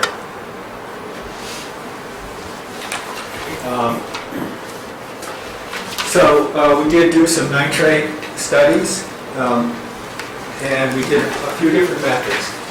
Mass DEP lays out in its Title V guidance a method for estimating nitrate concentrations. Now, why do we do nitrates? One thing, it's easier to calculate the nitrate concentration than it is to say how much bacteria or what's the viral count or how long will the viruses survive. Nitrates behave in a fairly predictable way, so you can calculate them. So one method is this, what I call the Title V method. I'm not saying that my answer is going to say whether Title V should be granted, and I'm not saying that this method had to be done. I know it depends on whether you're using the aggregation of flows criterion or not. We used it because it's a standard set-out method that everyone could agree on. So I'm not really intending to weigh in on Title V. We also did this second method called dispersion analysis, which has this nasty, complicated equation, but it says if there's a point source of pollution and then you have a flow line going from the source down to some receptor, whether it's a wetland or a well, the nitrate is going to, over time, is going to spread out downward and sideways and up and down, and it's also going to migrate by advection, like wind blowing from here to there. And this equation calculates how much will it spread out and dilute by the time it gets to its endpoint. So you can pick different endpoints that you're worried about, be it a well or the edge of a wetland or a property line or whatever. So we did get some numbers on this. It's quite high at the edge of this first wetland, depending on the assumptions we make, and all of these models are limited by assumptions. And the numbers are relative. You can compare them within a given method. You know, whether you would take a sample and you'd get the same number, whether it's accurate in that sense, it's hard to say, because you just can't model everything in nature. So you're solving equations to get an approximate answer. So we came up with some pretty high nitrates, 29 or something like that, with a starting value of 35. We assume, the DEP guidance assumes that wastewater starts at 35 milligrams per liter of nitrate. So when it gets to this first wetland, there's not that much recharge coming in to dilute it. It's still pretty concentrated, if at all, discharges. If it moves on to the next wetland, the numbers were a bit lower, but still pretty high, still in the 20s.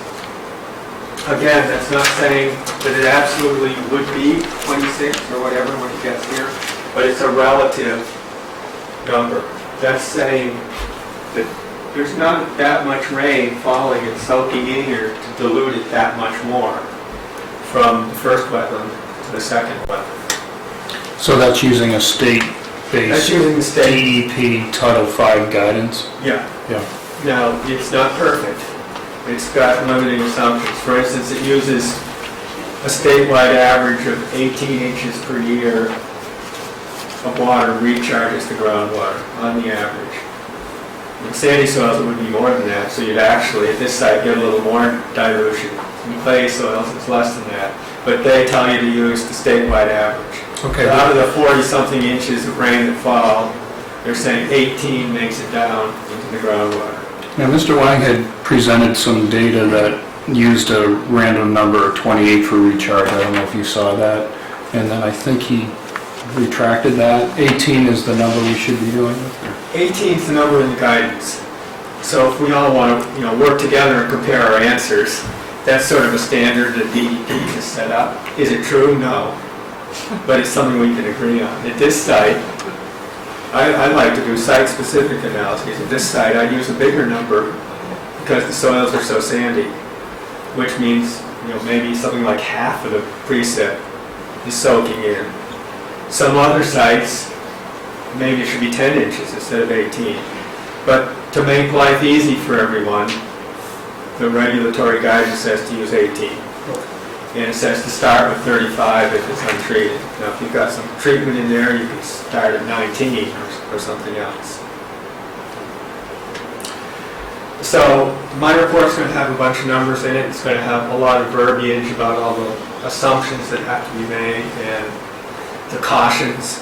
And I think these are most useful. And I'm not saying whether you should, whether Title V should be given or not. They're most useful as relative comparisons. You see a higher number here and a lower number there, you worry more about the location where the higher number is.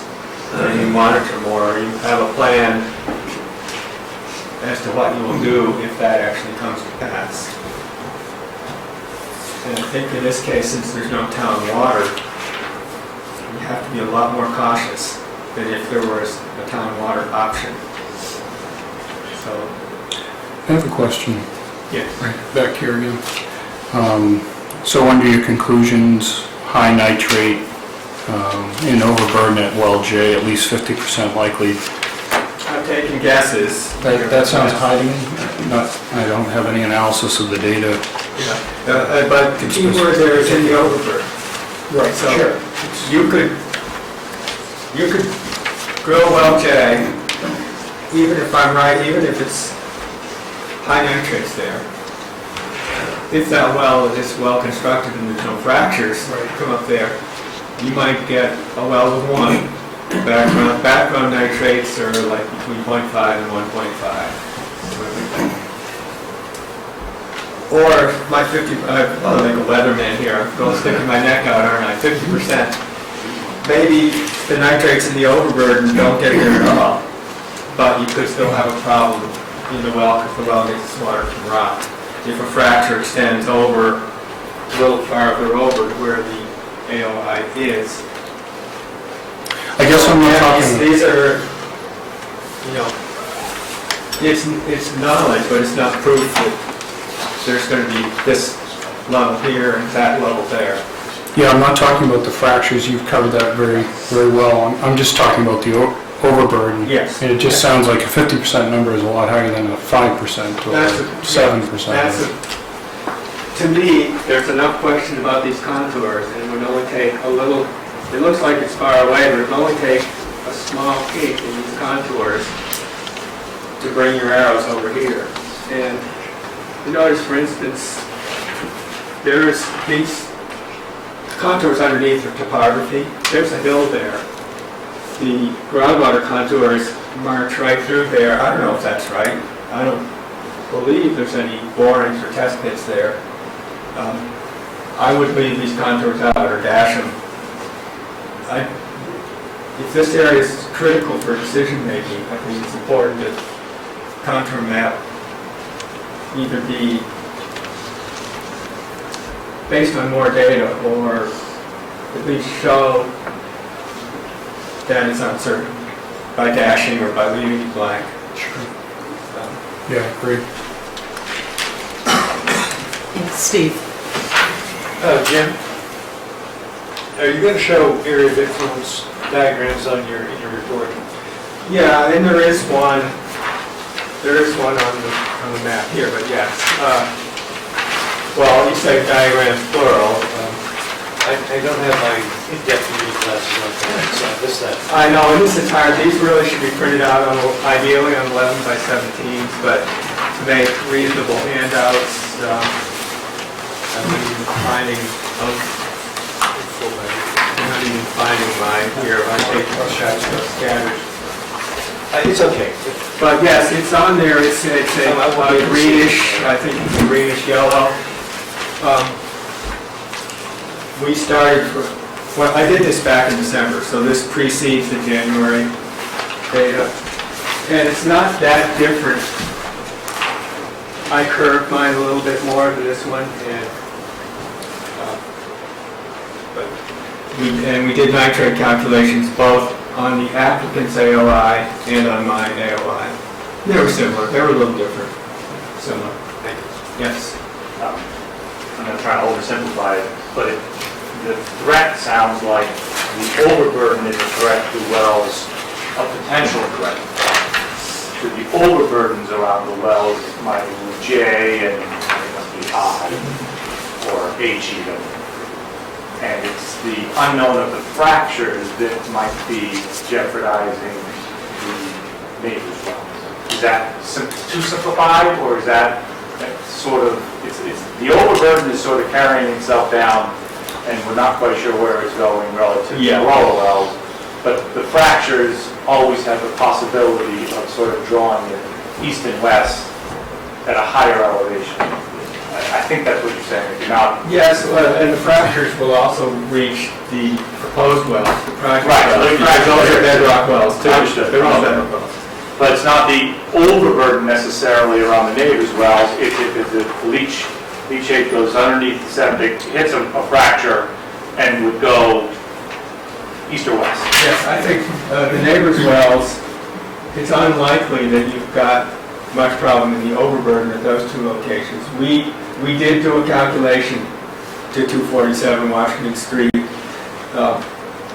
The upper part of SDS1 looks to me like it's up gradient from that well. So we did an estimate and we came out with 2 point something as a predicted nitrate from the overburden there. There's no data over on the Ham site.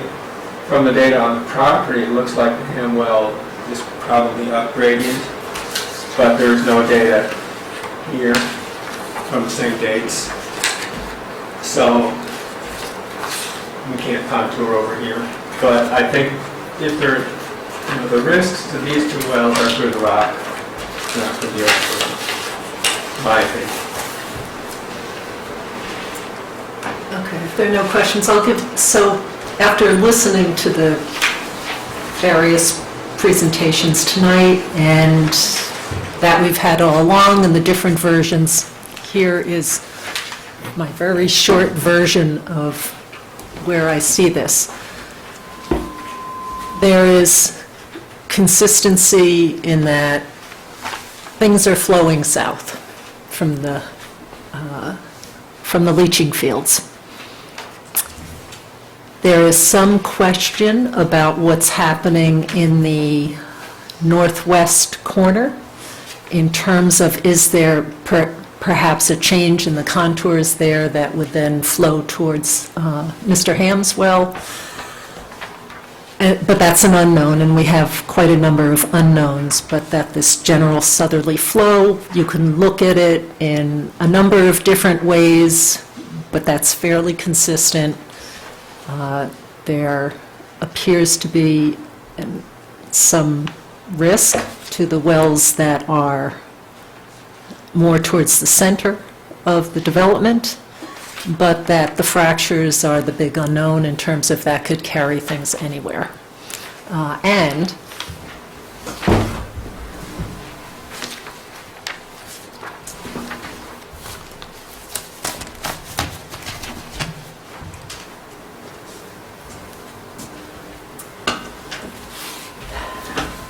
the general idea is if you have something flowing along here, as he was talking about, the east-west could occur at any point. You've got a mass of effluent that's moving along, diluted to some degree by some stormwater.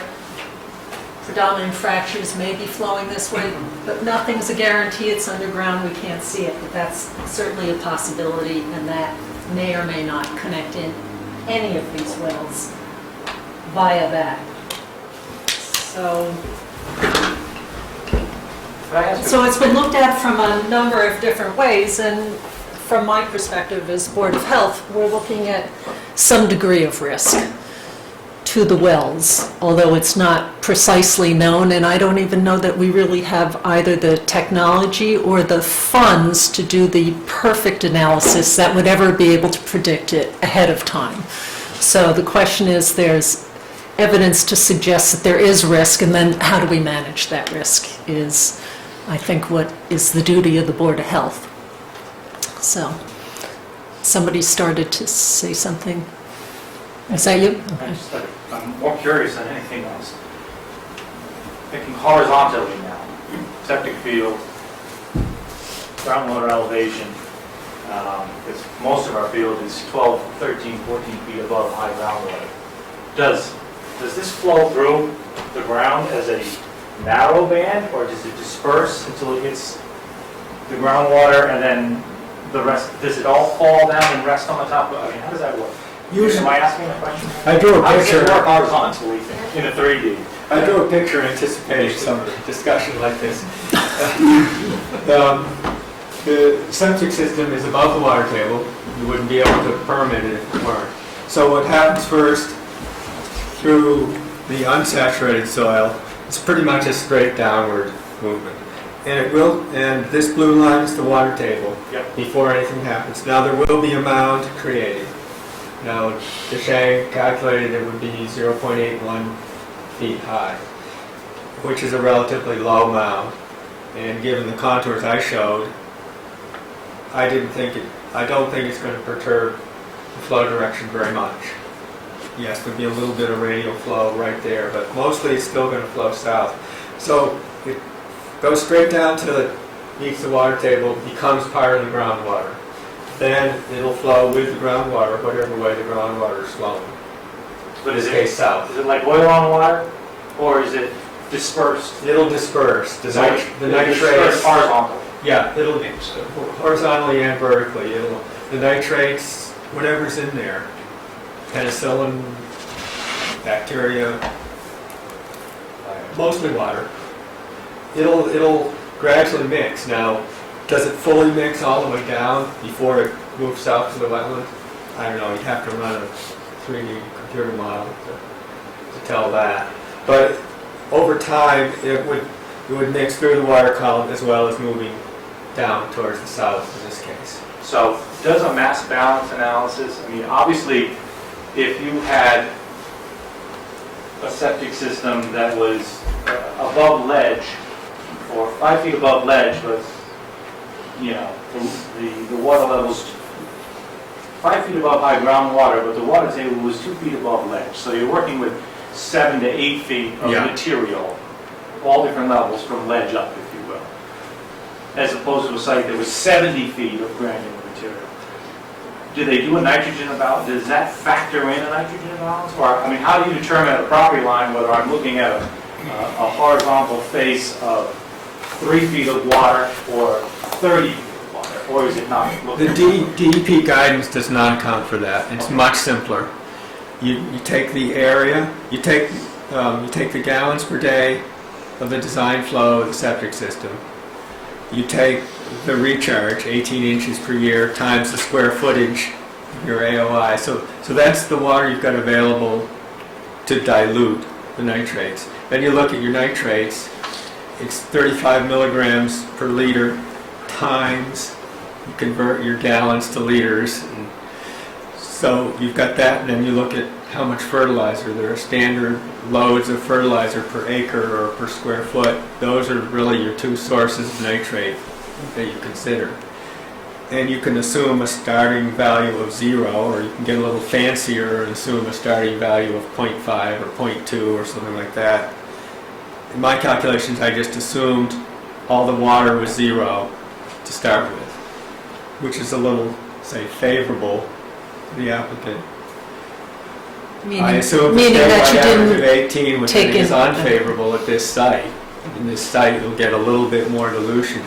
But my calculations between the first wetland and the second wetland don't differ that much. The 18 inches per year falling over this area isn't enough to dilute it very much. But it does not take the vertical into account. It's just an area thing. So would the presumption be that if you're if you had 30 feet of good soils, not that you can do dispersion, because that's not the formula, but the presumption is there is generally, it's spread out more. If I had 7 feet and a restricted layer, I would probably see all my nitrogen in 2 to 3 feet as opposed to 30 feet. So I'd have more dispersion. And you ran a nitrogen balance, a mass balance analysis for the wetland edge? We did several of them. We did it for the edge of the first wetland. Okay. Then we made an assumption, well, what if all the groundwater dies underneath that first wetland and makes it to the second one? Okay. So then we did another one for the second one. We did it with my AOI, which is slightly different, and we did it for Deshang's December AOI. Understood. And can I ask why we did it to the wetland? Well, Deshang's map, the first AOI... No, why did we run the mass balance at the wetland edge? At the wetland? Mass balance depends on an AOI. No, I understand, but why was the wetland used as a parameter? Well, that's a likely receptor. If it's connected to the groundwater, then that means those nitrates are being delivered into the wetland. We also, we did some other ones in addition, but I did not do one, for instance, over to well J because there's no AOI delineating to well J, and I would be doing the same thing that I'm complaining about, which is working on speculative contours, which I don't want to do. And so you just, so the guidance to do it to the wetland edge was from Title 5 or from the request of the board? We requested that he look at the information that had been provided by the design team and finish out really the loading analysis just to see, just to plug in the numbers, just to see, because you weren't planning on doing that and we just want to know. You can only do one of these where you have an AOI, and you can only draw an AOI with contours. So we can't do that. And I refuse to draw speculative contours. So we'd have to, in order to do an AOI to well J, there'd have to be some other presumption of some other AOI. Okay, maybe if it does this, we can run a mass balance to well J. So I could do that. I mean, I could draw a blob on the map that ends up at well J. I could do it, but it's just... So we could draw an AOI that was like that to well J, or maybe it was like this and hit half of it, or hit a quarter, or hit all. We don't, because we can't. Yeah, and it could... So it's all speculative. You know, we could speculate that it fans out, that gives you a little more area for dilution, or we could speculate that it hooks right to it and then gets sucked into it, but we don't really know. And that's for the overburden at well J. And that's for the overburden. Not the well itself. So, Yes. you know, you think about what are you going to do once you get the answer. It's obvious in the wetland, because I don't think the wetlands are getting their water from the bedrock. So Dr. Vernon, Yes. I had a question on your analysis using the DEP Title V guidance on the wetland, but I want to defer to the two residents who had questions there first. Okay. I've got one technical question and one, I guess, more procedural question. And the first one is, you're showing, or you mentioned anyway, that your report will show somewhere around 29 milligrams per liter at the first wetlands boundary and somewhere in mid-20s or somewhere in the 20s at the Dirty Meadows, which is over 1,000 feet away. And so it sounds like we're well above the 10 milligram per liter limit for sensitive receptors. So I mean, we're talking about trying to assess the risk. All right, the board's going to be considering that. So you've shown that most of the bedrock fractures run east-west and they're mostly vertical or steep. And we don't know if there's hard pan or not between the two layers, but what if there isn't? And by the flow rates in the wells, it sounds like you've got some 50 gallon per minute wells right there. It seems like there's, let's say, assume for the minute there is no till between the two. Would it stand to reason that all the wells could be in the 20s? All the wells on the applicant's property, on the abutter's property, on the neighbor's property, 1,000, 2,000 feet away. couldn't they all be in over 20 milligrams per liter, potentially? It's possible. I'd be surprised. More likely, It's not you have a attenuated. problem, you have a spotty problem here and there, and other ones are just fine. And the low-yielding wells might be safer. But the ham well's 150 feet. Yeah. I mean, the way I look at it, and I think I made the statement, is there's not enough information to say that there is no impact. It's a double negative, but Right. it's harder to say, yes, there'll be an impact here, and no, there'll be no impact there. But if I were asked, can I assure that there is no impact, I can't say that. The procedural question I had was, you mentioned this is a forthcoming report that has the actual numbers in it. What's the time frame for submitting that to Board of Health? Well, I guess that's up to Darrell. It's mostly written, not quite finished. It has to go through a review process. One of the procedural difficulties, and not complaining, is new information keeps coming in. So, as I say, I started my contour map in the fall, before the December 11th revision.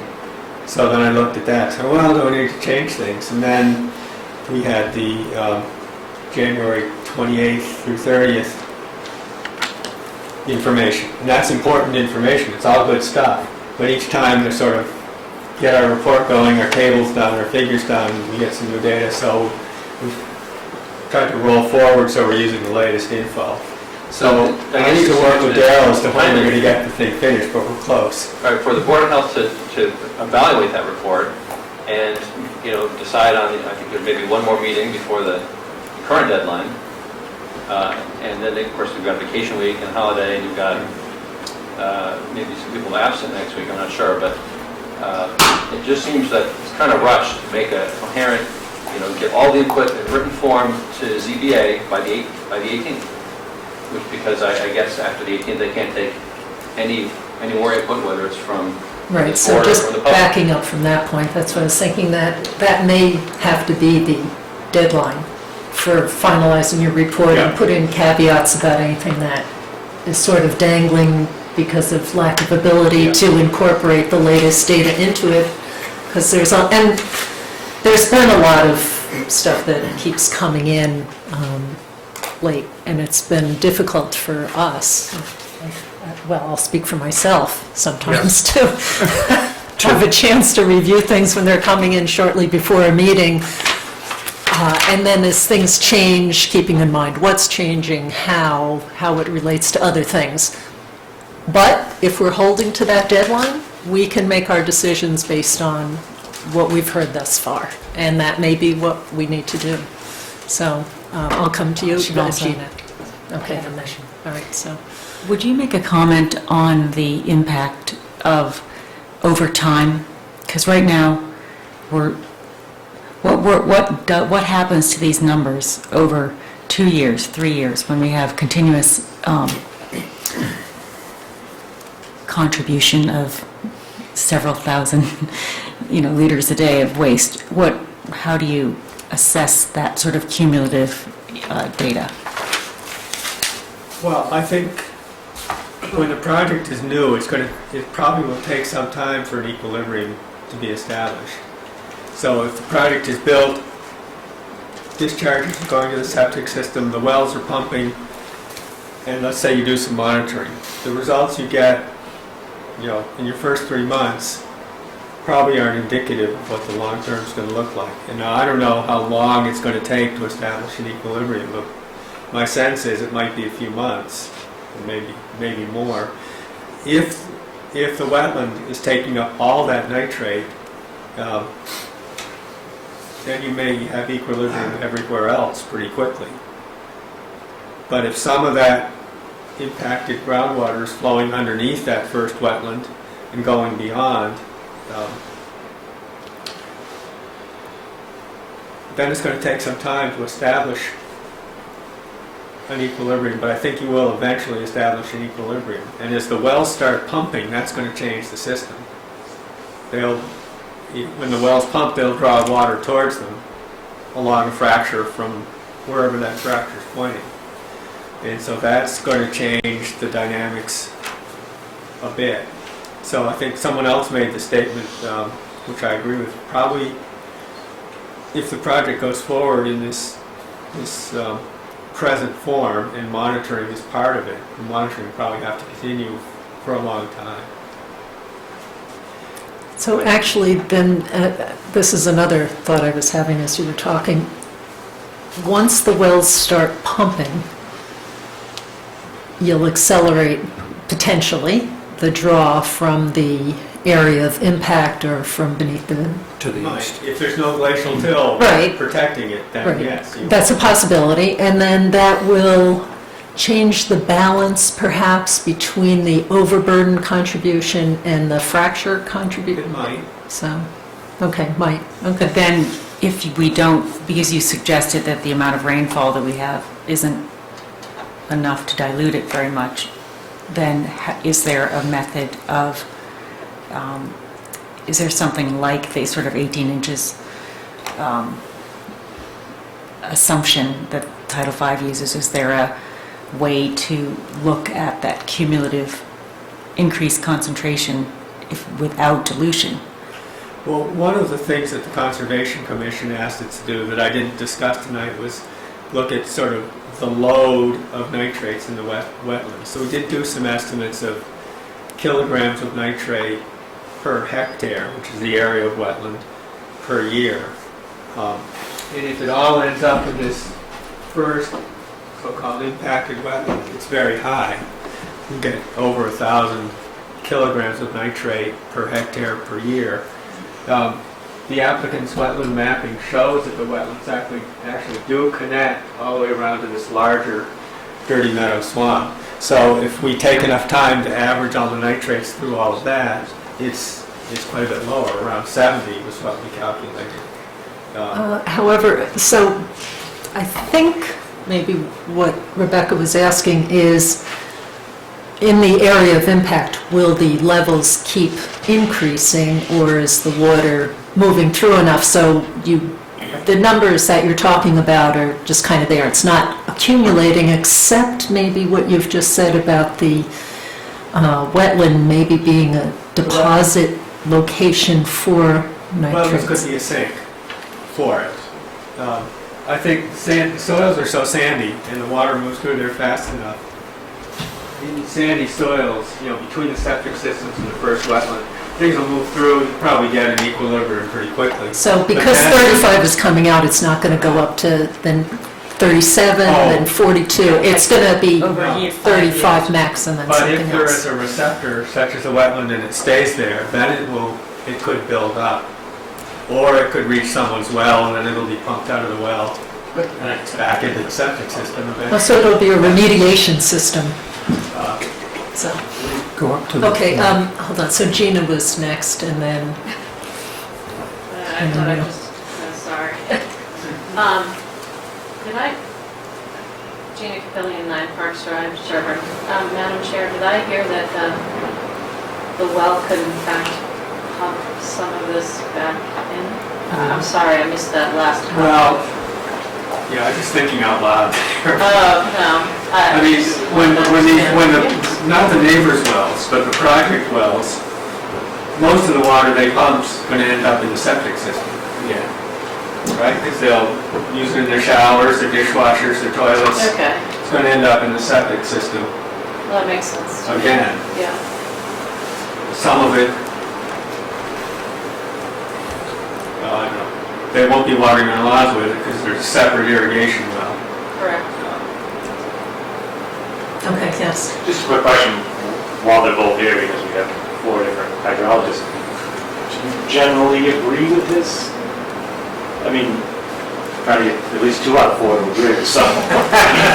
So do you generally agree with some of the statements, or is there anything you see that you disagree with?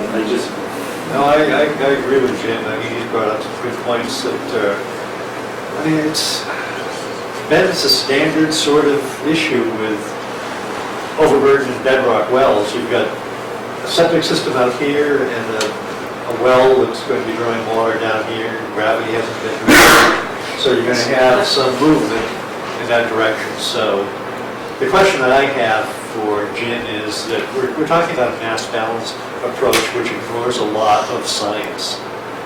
And you mentioned a plume analysis. You mentioned dispersion. Is that going to be included in your report? Yes. And what are the comparable numbers?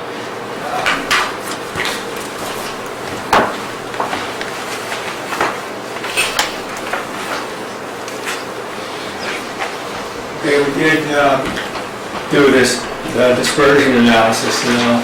Is it two-dimensional dispersion or three-dimensional? Well, it's one-dimensional. You know what, I'd rather have you read from it, because if that's not a final version of your report, I don't, we're not going to enter it.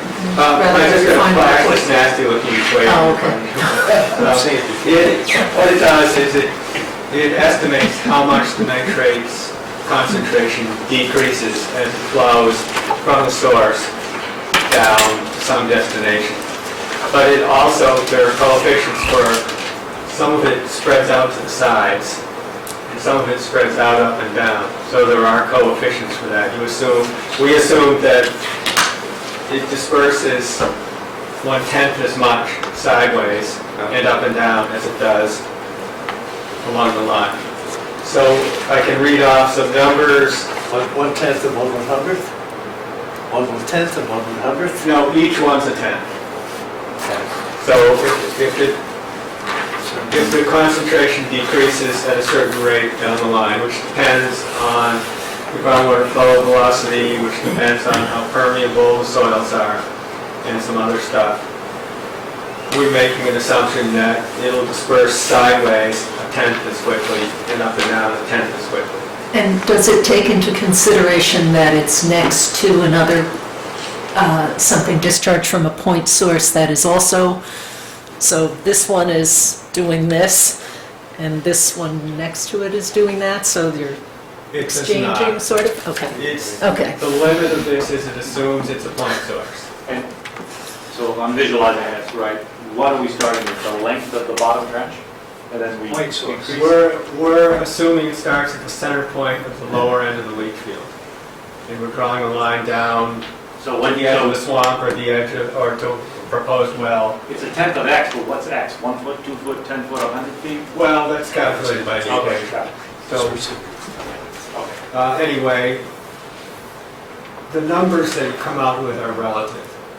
It's like if you go to a site and you survey to a relative benchmark and not sea level, you can compare the numbers to each other, but you can't compare the numbers necessarily to what you've gotten from some other method. So, to me, I could say 9, you say, oh my God, that's almost 10. Well, I wouldn't say that, I would say it's more worrisome than the site that came out 2, or less worrisome than the site that came out 20. So we did do it, it'll be in our report. We're seeing some pretty high numbers at like 19 at the edge of the first wetland. It's down to 5 by this method at the edge of the second wetland. We came up with somewhere around 7 or 8 at well J.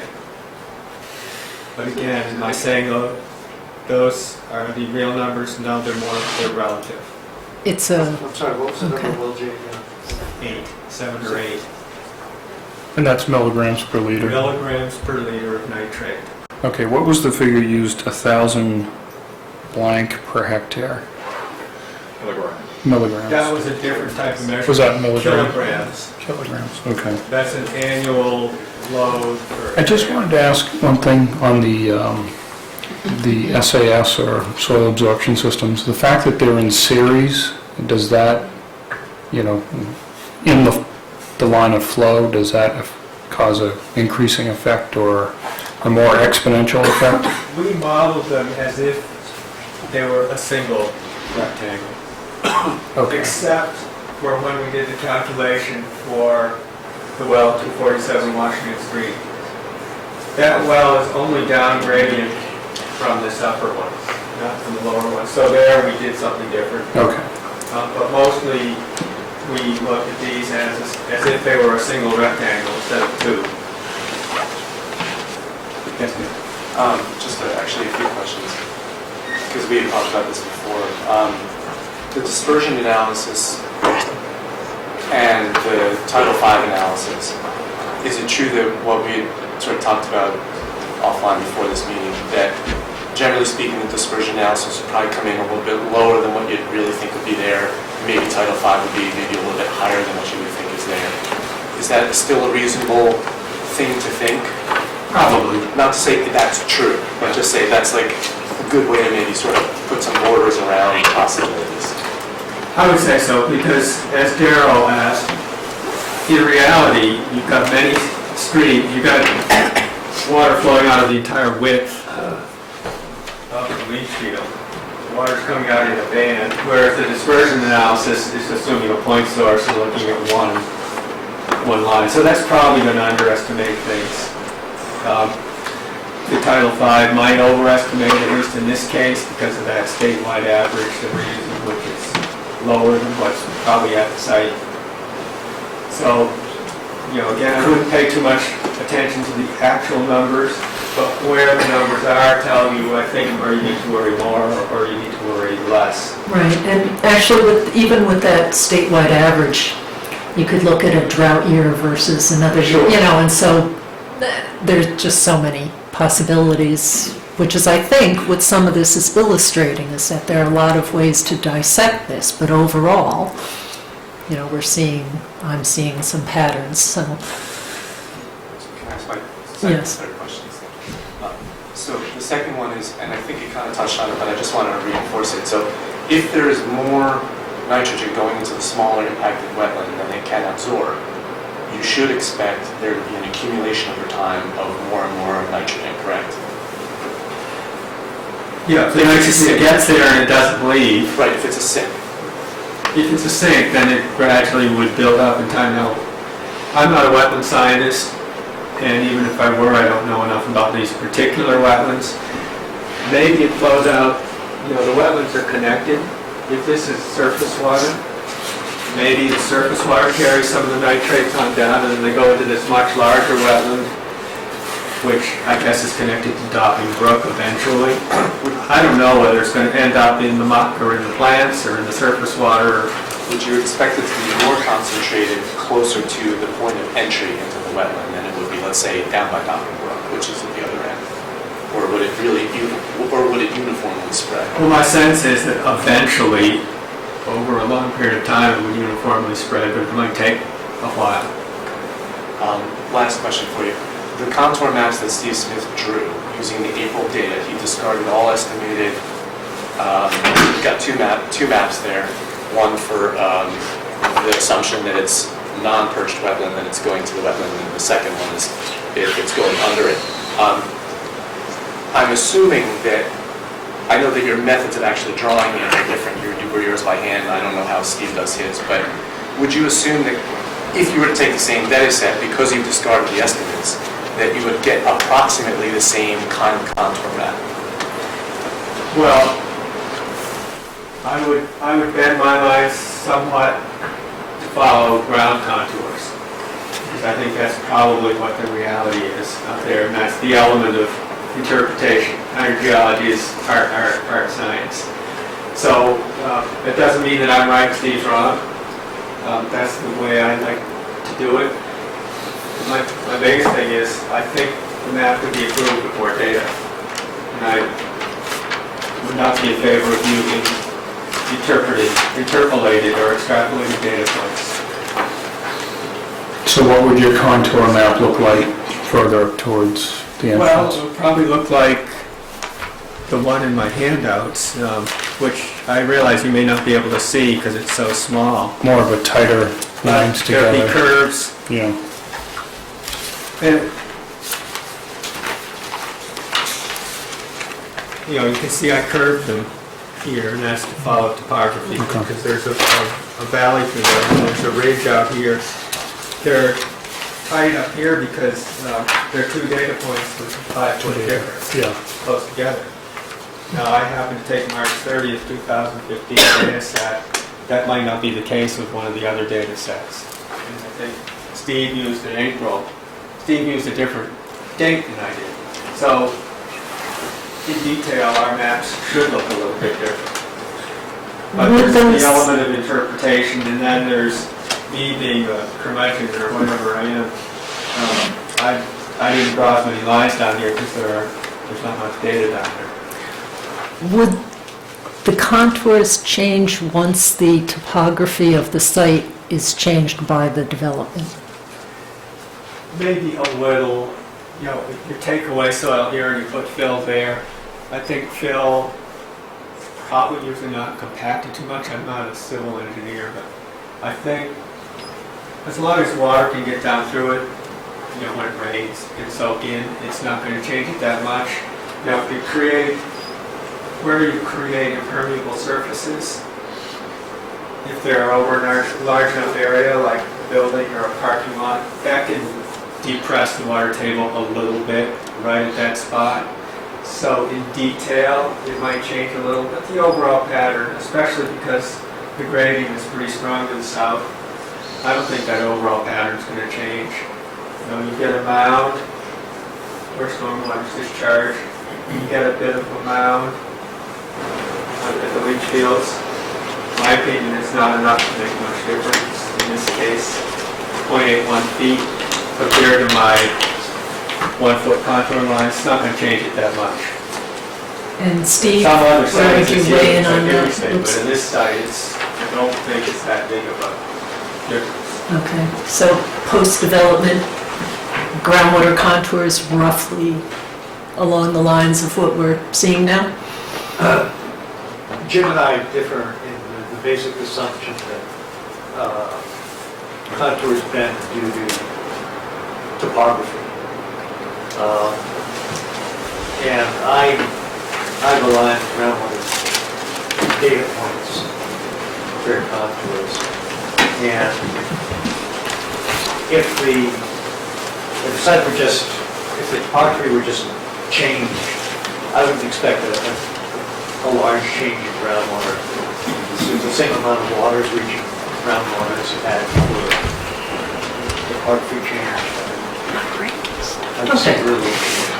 I wouldn't expect much change. I think the impervious surface and things like that will change, will affect recharge. And some of the things go to the stormwater basin, the basin's going to allow recharge to go down. You'll see some changes due to that, but I don't think that they're going to be major. And the stormwater is going to be a function of the size of the storm when it occurs. They're going to be, they change groundwater for a couple of weeks. Things like that. Okay, yes. Yes, I'd like to just make one observation, and I understand that the data points that were included on Mr. Cordes' plan several weeks ago are different than the data points that Mr. Vernon included on his figure 4.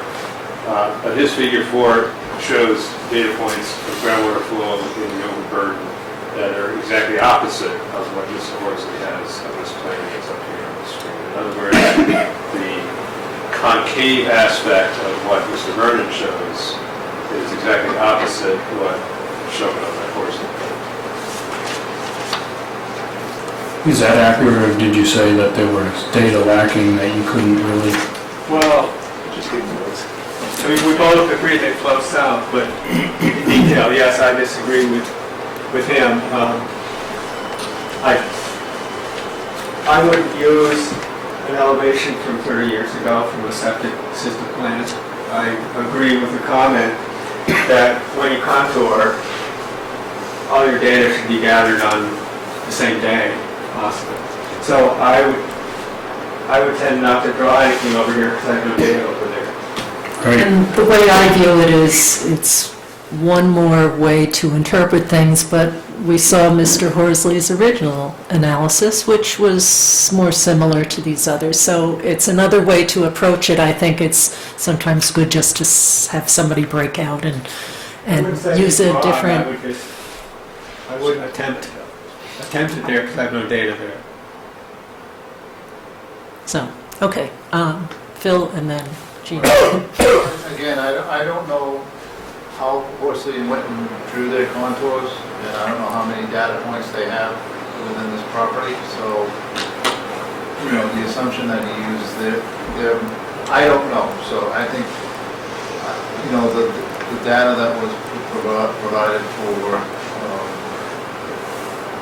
the project area might be a little more extensive than the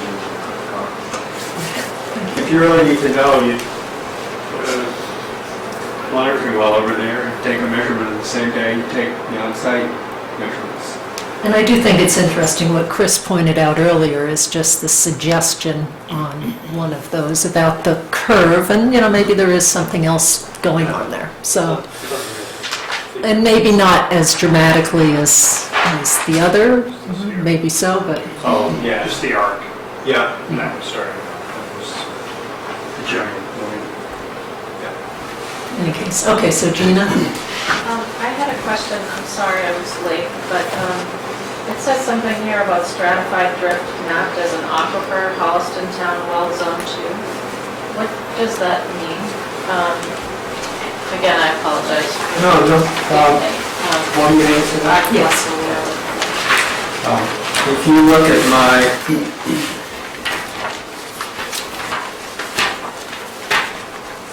at my figure that has the wells on it, Yeah. this one, and you can see this faint tan yellow line, that's the town line. Okay, yes. If you hold it this way, up here in the upper corner, that's the Holliston Town Well. That's there, Brook Street Well number 6. So that taps water from the same sand and gravel deposit. However, the Zone 2, which is the wellhead protection area for that well, does not quite reach the project footprint. It does reach the project property, but not the area where they're going to be building and putting the leach field. So you're near it, but not in it. Okay. And so a zone 2, when you put in a well and when you're drawing from an aquifer, they can map out, first they have a protective radius around the well, just to say no chemical use in that area closest to the well.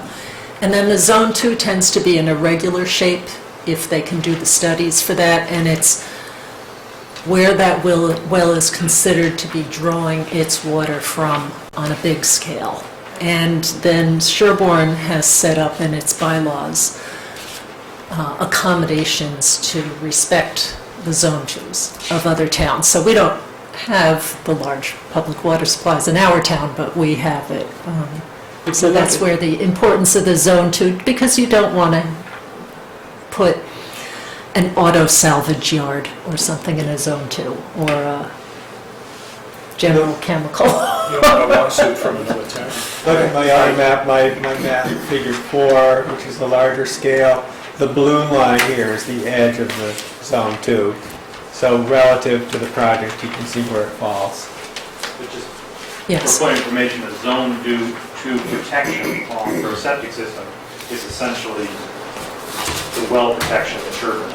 It's the 440 gallons per acre. That's what a Zone 2 means from a septic standpoint. I wasn't saying anything No, I know, contrary I'm to saying that. that from relative to our project, it has to do with the septic system.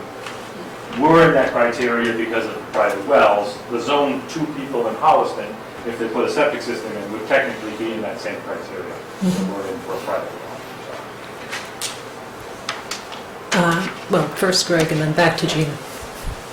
Thank you, Madam Chairman. Greg Tenen, 129 Hollis Street. Dr. Honeywell, I thought, raised a very interesting question about the effect over time of the discharge of thousands of gallons of septic water at a concentration of 35 milligrams per liter of nitrate over time. And what happens in the future if at some point it is determined that this has gotten to some undesirable point, that there is some undesirable or dangerous effect? Perhaps there's too much nitrate in someone's well, or the wetlands are being affected badly. What's the remedy for that, and who's responsible, and what mechanism is there to ensure that those problems are remedied? Would you reduce the concentration coming out of the septic? Would you reduce the flow? Would you send it somewhere else? What's to be done, and who would be responsible for that? based on my experience, and this is not a Board of Health answer, so anyone else could feel free to jump in. My experience is that sort of thing goes to litigation and is difficult to prove who the responsible party is, unless there's some compelling bit of evidence. Now, in terms of whether, what we're wrestling with as the Board of Health is trying to figure out what's going to be happening on the site and how things get managed over time and tied back in, and what protections one might have, and avoid the problems to begin with, detect the problems if they are there, how do you fix them afterwards. But I guess I hadn't thought about, right, we're talking limited to here, but right over time, if you keep loading and it goes downstream, I don't know, does it maybe in a way, is it always diluted by rainwater and it doesn't accumulate, or I don't know? Well, I think we don't completely know what the fate of the discharge from the wastewater will be. But I think if I understand your question is, suppose the project gets built and you monitor, but then the monitoring shows that nitrates are creeping up in somebody's well, then what? Is that what you're asking? Yes. We've talked about this. And I can only speak technically. I don't know about the politically what would happen. I suppose you could require treatment to be built at the septic system to reduce the nitrates before the discharge. Or you could somehow try to reduce the amount of the discharge. If people are living there, I don't know how you do that. You could somehow either bring a sewer system there or connect them to water.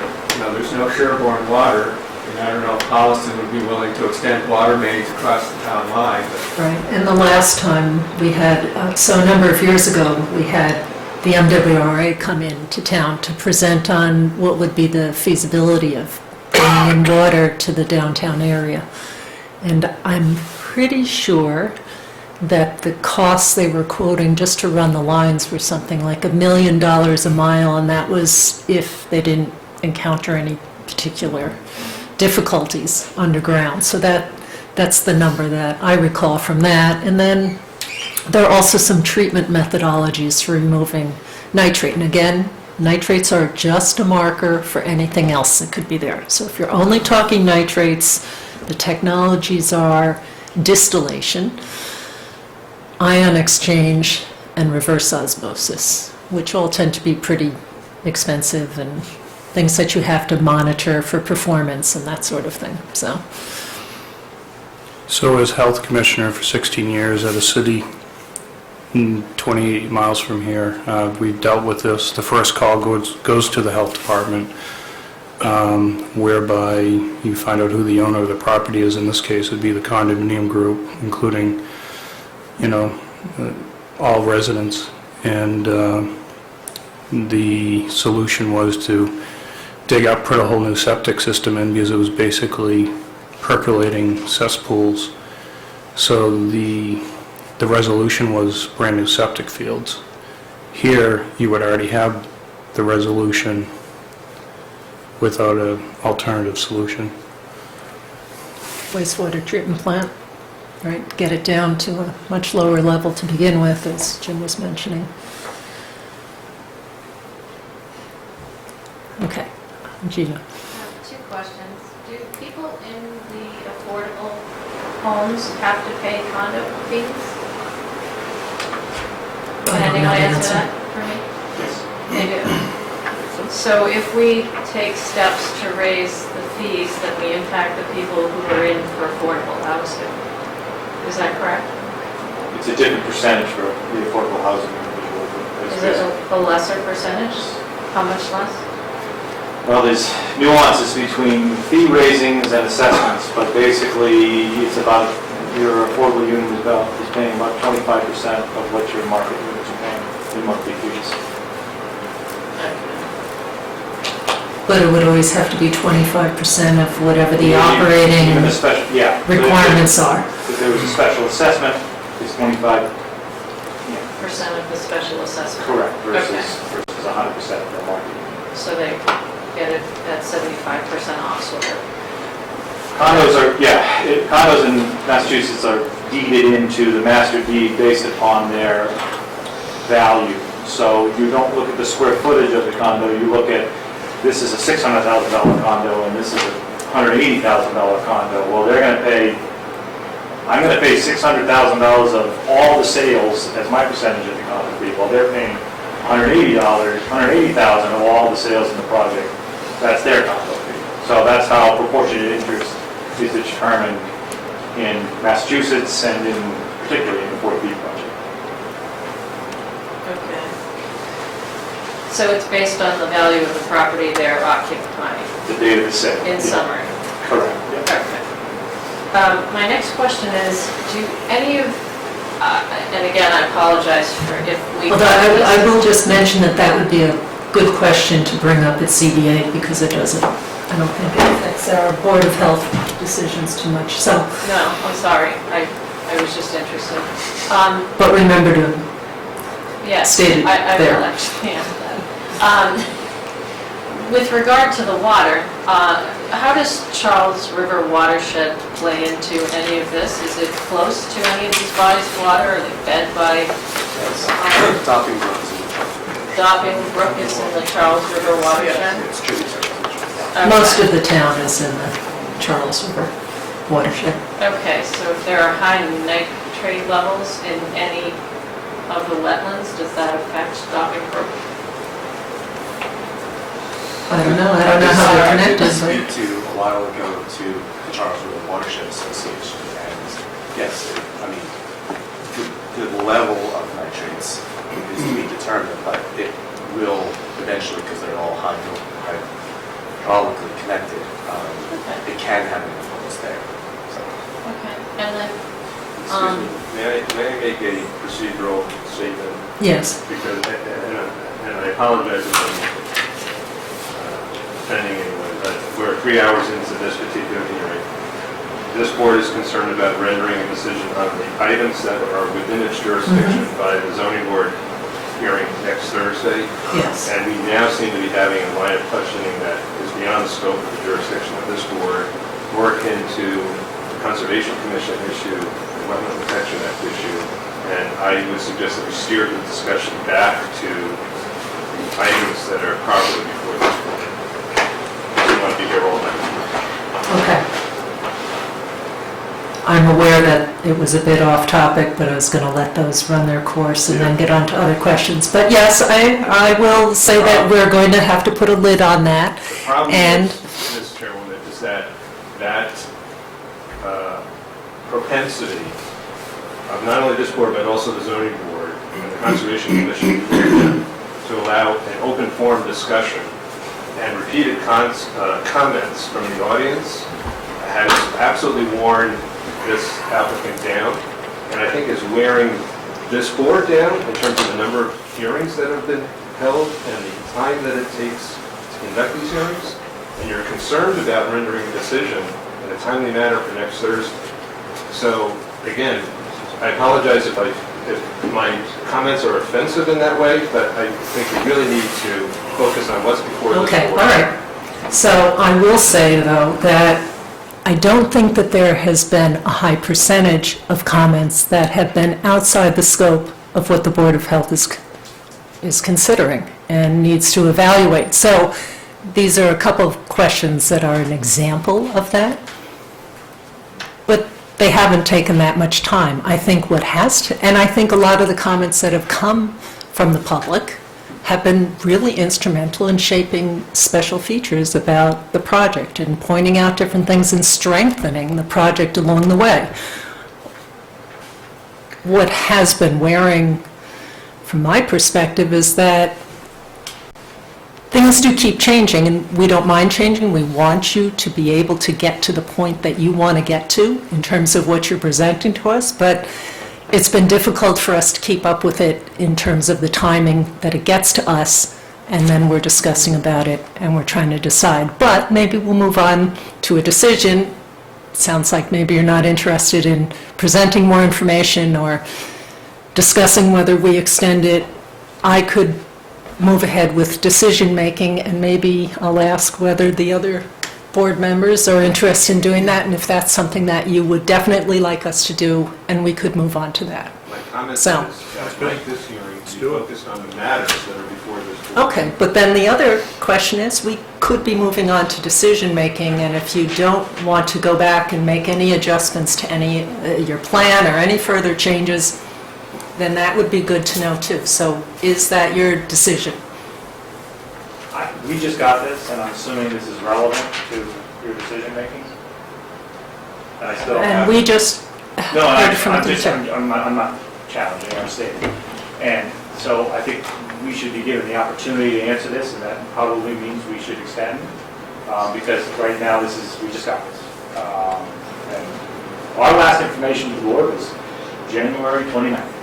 So we have not presented any new information. There were emails today talking about things that are still being worked out, The agent asked us information-wise. questions at 4:35 about analyzing numbers we gave him 3 weeks ago, but we're not going to get anywhere arguing over that. I think we should have some time to digest this. There may be, we're trying to reconcile 5 different hydrology reports, and we're not quite sure which one you guys believe, what the town believes. So we have to kind of work with all 5 of them. And unfortunately, we have no choice but to answer this, and we plan to. And I think we need to extend to do that. I think the basic themes are there that I feel comfortable moving ahead with addressing waiver requests. I mean, clearly, there's been ample opportunity to present data. It's been trickling in. It's changed completely from innovative alternative technologies to a septic field. So, yeah, I feel comfortable. I mean, it's not conflicting. It's all very... The arrows are kind of pointing in similar directions. I still have concern on the Ham well, neighbor existing well right now, but I feel very comfortable moving ahead with addressing these waiver requests at this point. I agree with Chris, but I also need to say that although it's true that it might be off topic that the increasing nitrogen load is going to potentially contaminate the Charles River watershed via the Dobbing Brook, I think it is relevant to the Board of Health because it has to do, the nitrogen loading analysis affects our jurisdiction significantly. And it's a coincidence, but we have an expert here this evening who has been asked to comment on both areas because they do overlap. So it's a coincidence, not a complete off-topic point, in my opinion. All right, so this goes to, I think, sounds like the board could proceed with deciding, do you want us to not? We have a bunch of new information that is in the record, and we don't feel it's adequate to make a decision until this record's been complete. And does that mean that you would be extending the ZBA deadline as well as the deadline of the Board of Health to issue decisions on any portions of the Well, I project? think the zoning, my understanding, I'll defer to Mark on this, the zoning board closing the public hearing next Thursday is certainly not the zoning board issuing a decision or even getting final recommendation, I don't believe, from your board. It has more to do... No, that's right. Am I wrong? Yeah. Okay, so... Yeah, this board, if we don't extend the zoning board hearing date, the 18th is the deadline for this board to render opinions to the zoning board that are germane to the 40B permit, meaning all of the bylaw-related issues that you have. If we fix that to the 18th, have to be rendered by the 18th, or during the meeting. With respect to the Title V permit, that's a different issue. It's got a different clock, and perhaps it's got a different set of, it has a different set of rules and regulations, and perhaps a different set of priorities. With respect to Mr. Quinn's comment about waivers, I don't think we necessarily care to revisit that unless this board sees a need to. I think we've spent hours and hours and hours talking about waivers. We have not finished deciding on all of the potential waivers. We haven't given our decision on all of them yet. Okay, perhaps I misunderstood. Which ones are still in play? Water supply issues and EHIR section, we still need to go through those. We have not. Okay. misunderstood. I thought that you were going to go back and revisit the entire list. There is some new information that's been submitted by the peer reviewers that may affect a decision that we've already made. So there's that, and there were changes to the septic setback from property boundaries. We may go back and revisit that. That seems appropriate. We don't have to, but it seems appropriate given that you gave us a change since we made a decision. So I saw it as there were a number of issues to revisit and things to continue evaluating.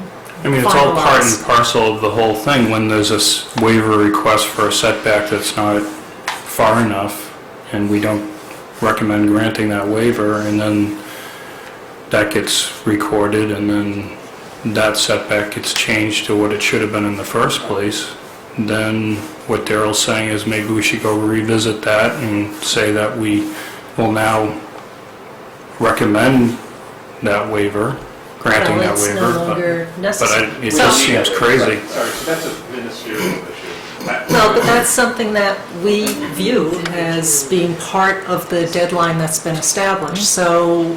I mean, if I could, I agree with you, and I'll leave it up to you guys, to the board. As far as I think the bedroom count, you stated your position already.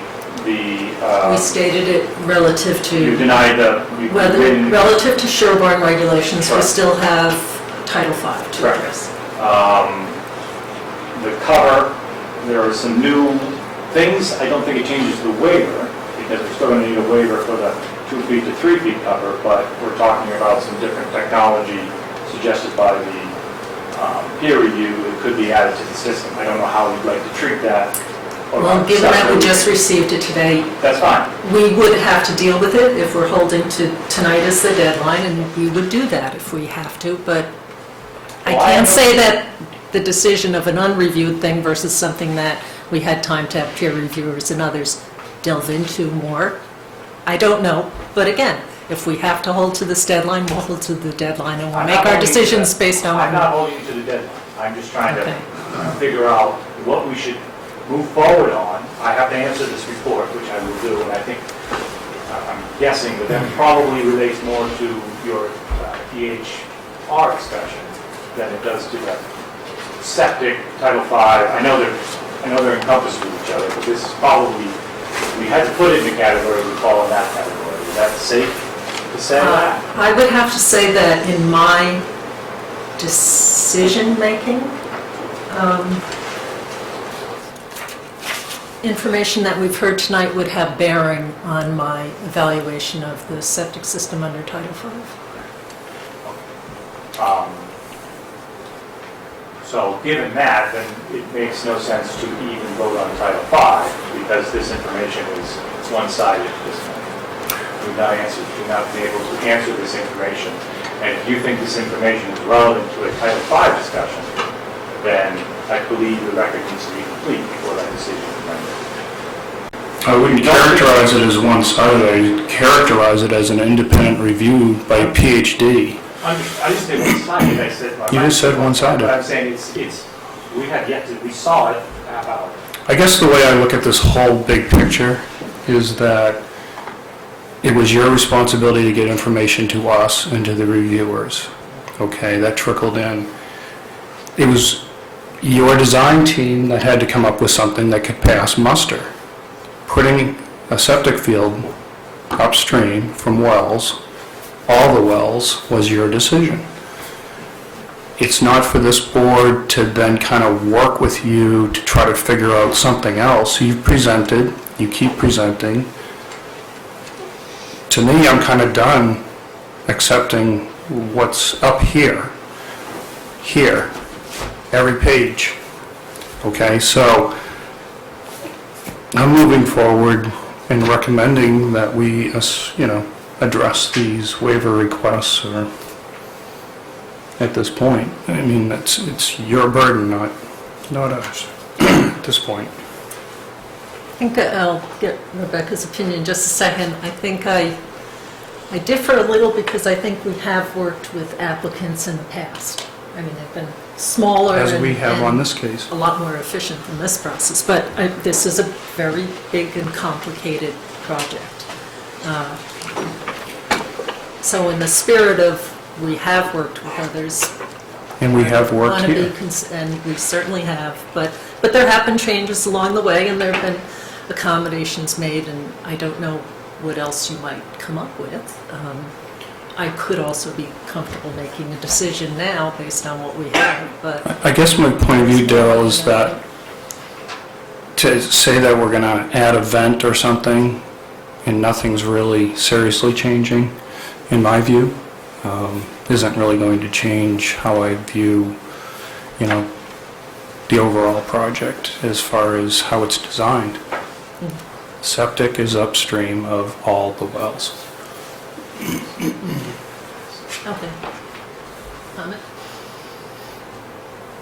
Or you don't have to. Anyone else have comment? Barry Levy, 128 Hall Street. I would favor, and I think some of my fellow members on the Citizens Action Committee would favor the Board of Health moving forward within the existing deadlines and making a decision within those existing deadlines and not allowing yet another extension. We've had a number of extensions already. I would second that.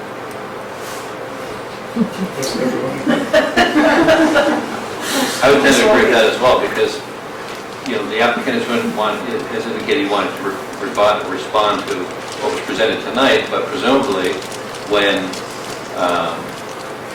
Jim Vernon has a chance to finish the report based on the data he has, the applicant's going to want another extension to rebut that, or to reply to that. So this could go on for a long time without diminishing returns. I heard the applicant was tired. That's what I heard. You heard me say that I was tired of listening to items that weren't germane to this board, is what you heard. You heard me say that this applicant is tired hearing repetitive comments from the audience and hours of hearing that are not being conducted efficiently. That is what you heard. Madam Chair, if I could, it's your prerogative, however, we have now, you're using as part of your decision-making process, the fourth or fifth groundwater analysis, none of which really none of them gel with each other for the most part. So you're going to go forward with information that I have had no chance to review, no chance to agree, disagree, comment other than what's been presented to the board. You're using that as the basis for your decision. So if you're making that, you're using that as a basis for your decision on a Title V matter without me having the evidence, the ability to see it, comment on it practically, and present information to the board, I don't think you're denying me my rights. We've asked for the nitrogen impact data from you. It's different than his data, which is different than our data. So I can stand You up there. have not given us nitrogen impact data. We have. You can't do, he just said it, you can't do an AOI, you can't do a mass balance where an AOI is not. You can't do a mass balance on a well if it's not in the area of influence. Mr. Burns said that. Dr. Burns said that. That's the whole point. We came into this meeting under the general assumption that there was no AOI to any of our wells or to the neighbors' wells. And it was not in contradiction to our peer review, but there's some still open questions, which I think has a lot to do with the science of hydrology. And Mr. Vernon, Dr. Vernon, has brought up even more points that some agree with our peer review, some actually agree completely with us, some are completely in contradictory to Scott Horsley. So now we're working off of information. We as applicants are fully comfortable in our application, but you now have been presented with an expert hired by the town to prove that there's something else we should be considering, and you're not letting me consider that. Or you're not letting me answer that. I didn't know Mr. Vernon was going to make a suggestion about the bedrock wells and where they might go and what that might mean, or that the area of influence might go here, but it also might spread out to well J. I didn't know that before I came to this meeting. So you're making your decision to deny or approve a permit based upon information that I've had yet to, that I got 2 hours ago. I don't think that's, one, it's not fair, and two, I don't think it's legal. Because that, unless you're not going to use any of this information as a basis for your decision. What's legal is we have a deadline to get to here. I can extend the deadline. We have a deadline. It's in writing, it's been agreed upon. I can extend the deadline. If you don't want to extend it, I guess that's your prerogative, but you are now taking... It's a deadline that exists right now. It's a deadline determined by me and you. Therefore, it's a deadline that can be moved. It's between the ZBA and you. I can move the ZBA. Greg, can you weigh in Yes, thank with you. your professional expertise, Yes, perhaps? that is as disingenuous as I can imagine. You have an applicant before the board whose responsibility it is to provide the board with all necessary information to make its decision. If it hasn't done that, and others have presented information that's germane, that's it. It's their responsibility, and to come back time and time again to say, we need to give you more, we need to give you more, at some point, you have to wonder why that information wasn't presented in the first place. It's axiomatic that an applicant has to satisfy the information needs of the board before which it is seeking a permit.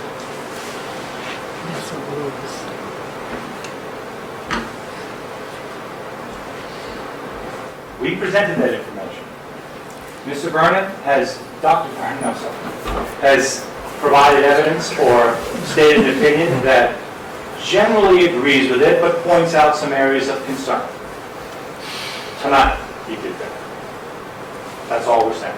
So we have to address the areas of concern, either through our analysis saying he's incorrect, our analysis saying he is correct, whatever it may be. But he's presenting information. It would be akin to me coming in with a septic plan, throwing it on the table, and saying, you have my information, and you'd say, oh, no one's reviewed it, no one's looked at it, no one's understanding why you got to this point. We know exactly. Happens at every single meeting, we get information that day at 4. But my plan has not changed since December 11th, except for sliding the fields over 2.5 feet. I don't even know how you could say that with without a smile. It's just not even close to truth. They haven't changed since December 11th. All right, so part of me is wondering, Barbara San Andre did offer that I could try to call her. Should we have a question? Do we have a question about whether we are somehow... We have a deadline. That's all I know. She left here saying we have a deadline, we need to address these things, and she's legal counsel for the town, so. Yes, Jeff. We're trying to file an agreement here. And maybe take the tone down. And Carol just got back to me, and she will come in tomorrow to post the meeting. So one option is if we allow Ben's team to look at it, you could meet next Wednesday. Ellen sends her the information. If this is extended, there Can't meet is on no Wednesday. way I am constraining it to next week and jumping through those hoops. Yeah, I'm not here. I'm just letting you know that Not she's I'm out of state. She's willing to come in tomorrow. Okay. Which may be an issue should we decide to proceed tonight, and we'll cross that bridge. Right. Yes, and Annie Weiss, 1 Jackson Road.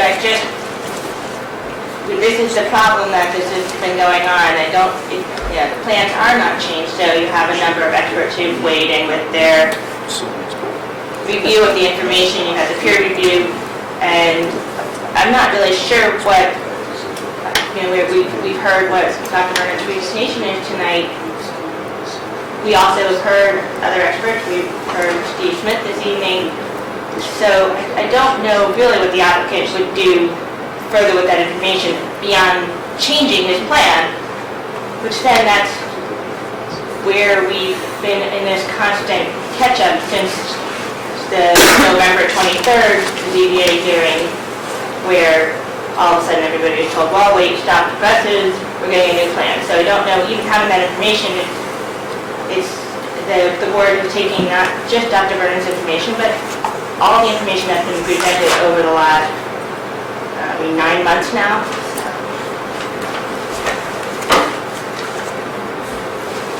All right, so you are ready to move ahead? Yeah, absolutely. I can move ahead as well. I also think that we really have tried to work with you, and we have, and every time scientific data is presented, your strategy has been to try to personally attack people and undermine their credibility, and I think what we have tonight is scientific data we were waiting for. It's not subjective, although some of the data points can be subjective. We don't really have huge disagreement between these scientists. We just have a little bit more detail. Well, speaking of personal attacks, we've been called both disingenuous and liars tonight, and I want that to be clear for the record. I don't know more than that. Did it come from this table right One of here? the statements came from you, and another statement came from the gentleman in the back of the room. This table? Yes, you, sir. I would like to make it clear publicly that there's been some bullying going on when people have things to ask questions about or statements, that they have concerns about the water they're drinking, and they have questions about how the water flows, especially to a state watershed. I think it's important to realize that it's not just the rights of the developer that are at stake here. It's also the people who are actually going to reside in these homes. So we can talk about this if we really want to, but we've tried very hard to attend these, and it's not only the applicant that gets tired. And we don't have anything to gain. We're not getting paid. I think that's important to make that clear. I feel personally insulted every time the developer or his legal counsel calls us the audience. We are citizens, we are residents of the town. This is part of participatory government that we all pledge allegiance to, in effect, and have our children pledge allegiance to. We are not the audience.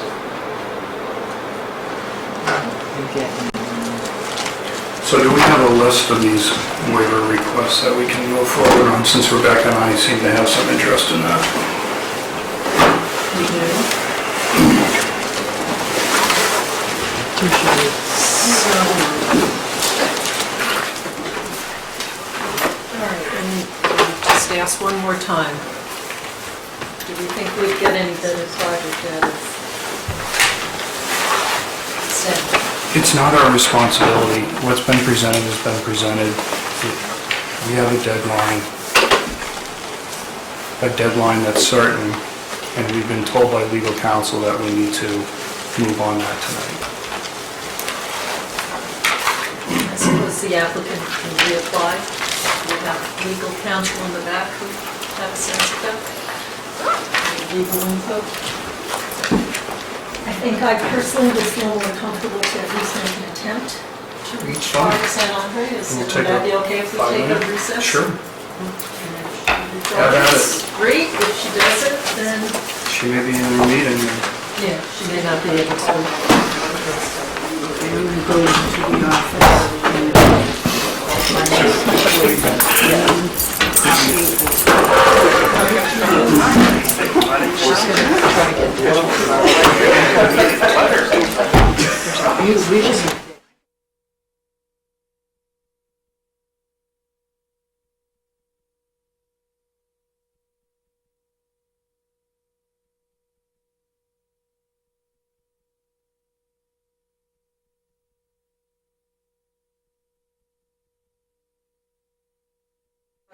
The Board of Health is now back in session from our brief break, and I will say that I attempted to reach town council to get guidance and did not get a response yet, but again, she's at another meeting in another town. So, however, while I was texting her and calling and waiting for the response, I have thought about it a little longer, and I will say to my fellow board members that I feel pretty strongly that we haven't pushed a deadline when an applicant wasn't ready in the past. And one thing the Board of Health in Sherborn has tried to do over the years is to be consistent in how it treats people coming before it or projects coming before it. So, and as torturous as this process may have been in terms of new information coming and rapid fire and what have you, which I would rather that go a different way in the future. I think we've learned some things from this. I think that there have been improvements along the way, and whether this is the potential for another improvement or not, we don't know. But I would look to allowing an extension if they want that. I would want to structure it so that timing isn't squeezed for anybody, that we set up some agreements on when information comes in, that sort of thing, so that we can approach things and be as efficient as possible at whatever the next meeting is that we have. And that's been really hard to do with these moving targets and trying to read things as we come in. And Ellen has printed out a stack of the day's newest receipts before a meeting. So those are my thoughts on it. Any comments? You know my thoughts, Rebecca?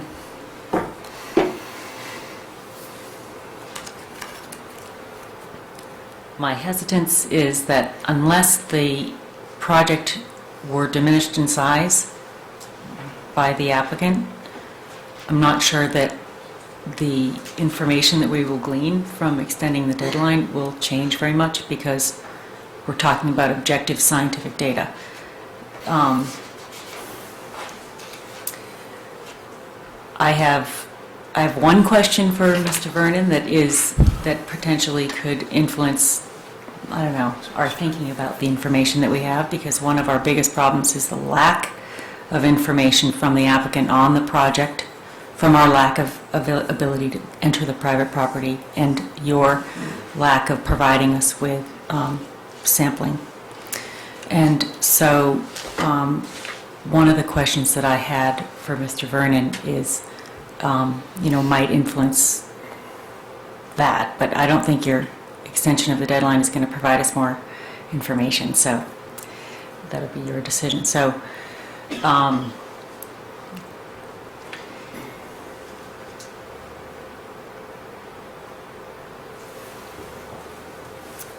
so you're asking me if I'm willing to... Oh, I thought you had a question for Mr. Well, I do, Vernon. but I don't want to change the subject in the middle of the question. So the question is whether we should extend the deadline. And I'm not convinced that we're going to learn any information that's going to substantively benefit the risk to the public health, which is what we're discussing, unless the project is diminished in size dramatically. Number of units, etc. That hasn't been brought up as an option until through all of our discussions. So,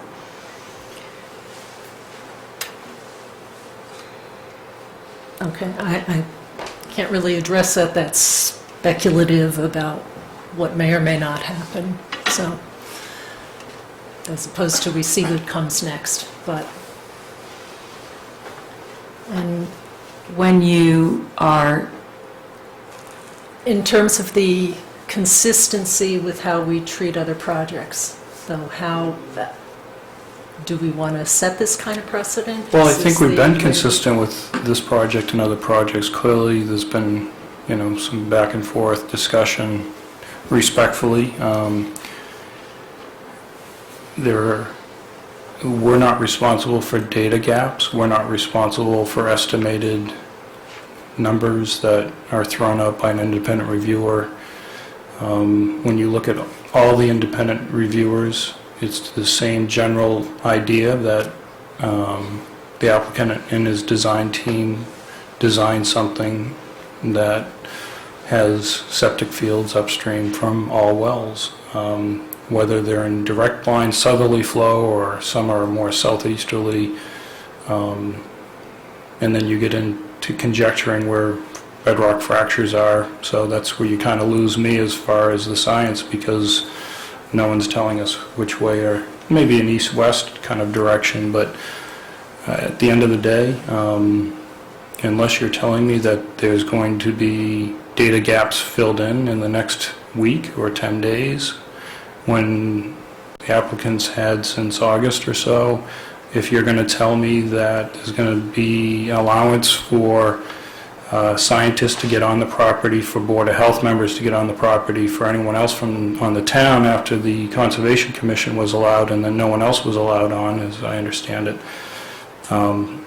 If you're going to tell me that's going to change in the next 7 to 10 days, that might change something. But no, I don't feel that granting any further time when it's been a back and forth for all these months. We have, again, our town council was very clear. There's a deadline to meet, we have a job to do, we need to get it done, and we need to present that information to the actual group who makes the actual decision, the ZBA. I guess I wasn't thinking about it in terms of, I was more open-ended on my expectations of whether it's more information versus design changes. A wastewater treatment facility, I don't know.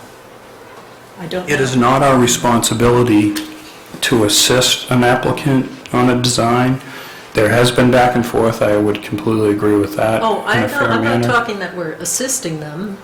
If they want to go off and make a change to their plan, we've had other people come before us who... Actually, we've had a number recently where people have changed, noticed something or through discussion, and they go back and they revisit it and they redesign whatever the system is that maybe they're I should before ask. us for. Maybe I should ask my question then. Can I ask a question of Mr. Vernon? Sure. You mentioned when you were reviewing some of this information that the information that you have is primarily in the overburden. But in order to make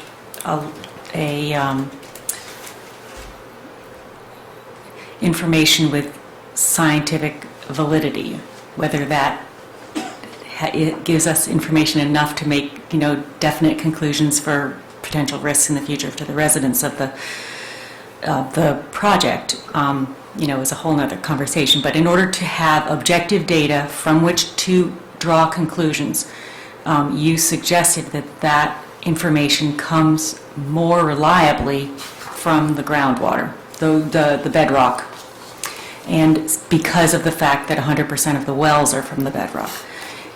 Why do we not have information from the bedrock? Is that because of a standard procedure? Is that because of a technique that was used?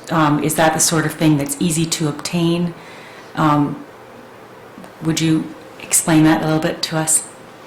Well, the work that I did, I would not say is difficult.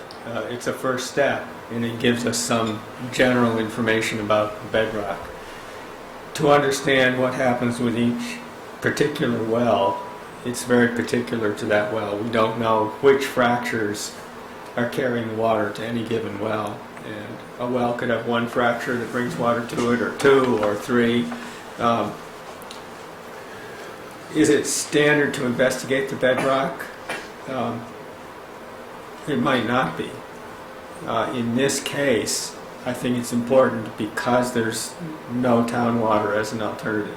So I think there's a little more responsibility to understand where the water's coming from than there might be in some other projects where you could say, we'll grant a permit, but if there's a problem, we'll set aside money to hook them up to town water. We'll run water main another 800 feet and connect them. We don't have that. You will learn a lot from the pumping test, but the pumping test won't happen until the wells are drilled, and the wells won't be drilled until or unless a permit is granted. So that's sort of a conundrum. But let's say you do the pumping test and things turn out badly, or there's an indication of a problem. As a board, you've lost your leverage at that point, unless you condition the thing somehow.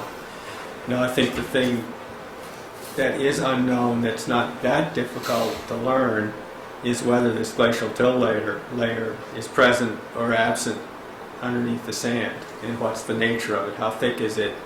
Is it compact? Is it loose? That's something that we don't know now that perhaps that would help give some more comfort. It won't eliminate, let's say it's there, it won't eliminate risk entirely, but it'll give you a lot more comfort level that things might be okay. Or if it's not there, then I think you've really got to worry. But I can't say this well's going to be bad and this well's going to be good.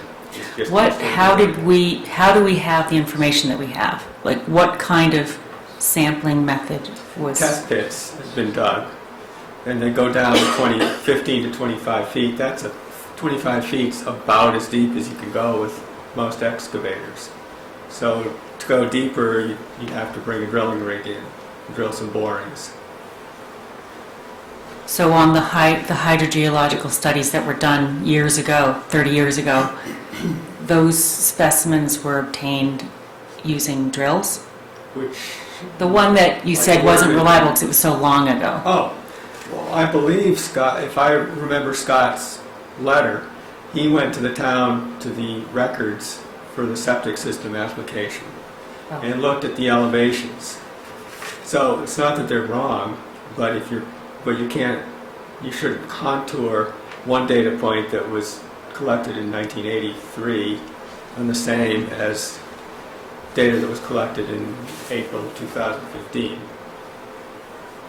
Unless it's adjusted, is how I would view it. Adjusted by USGS wells. You could try to adjust long-term. it, Yeah. but then you're testing at a well, USGS well in Sudbury, is that the same?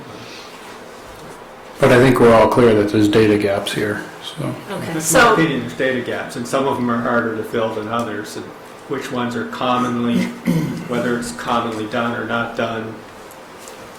So can I paraphrase what you said, that because we only have information from the overburden, but we know that the wells are all bedrock wells, we can only rely on information that we have sort of from past experience about the correlation between overburden and bedrock without that drilling information. And unless the applicant were to offer to do a few drills or something in the next week, we wouldn't really get the information that would give us more valuable data for estimating that. So you have to go by sort of as much as we know, which is not very much, so a lot of unknown. That's right, then you won't know until the pumping test is done. I hate to do this, but I have a missed call, so I would like to call a brief recess, so I can go out and call back. So, all right? I'll be here. Sorry. Okay, Pat?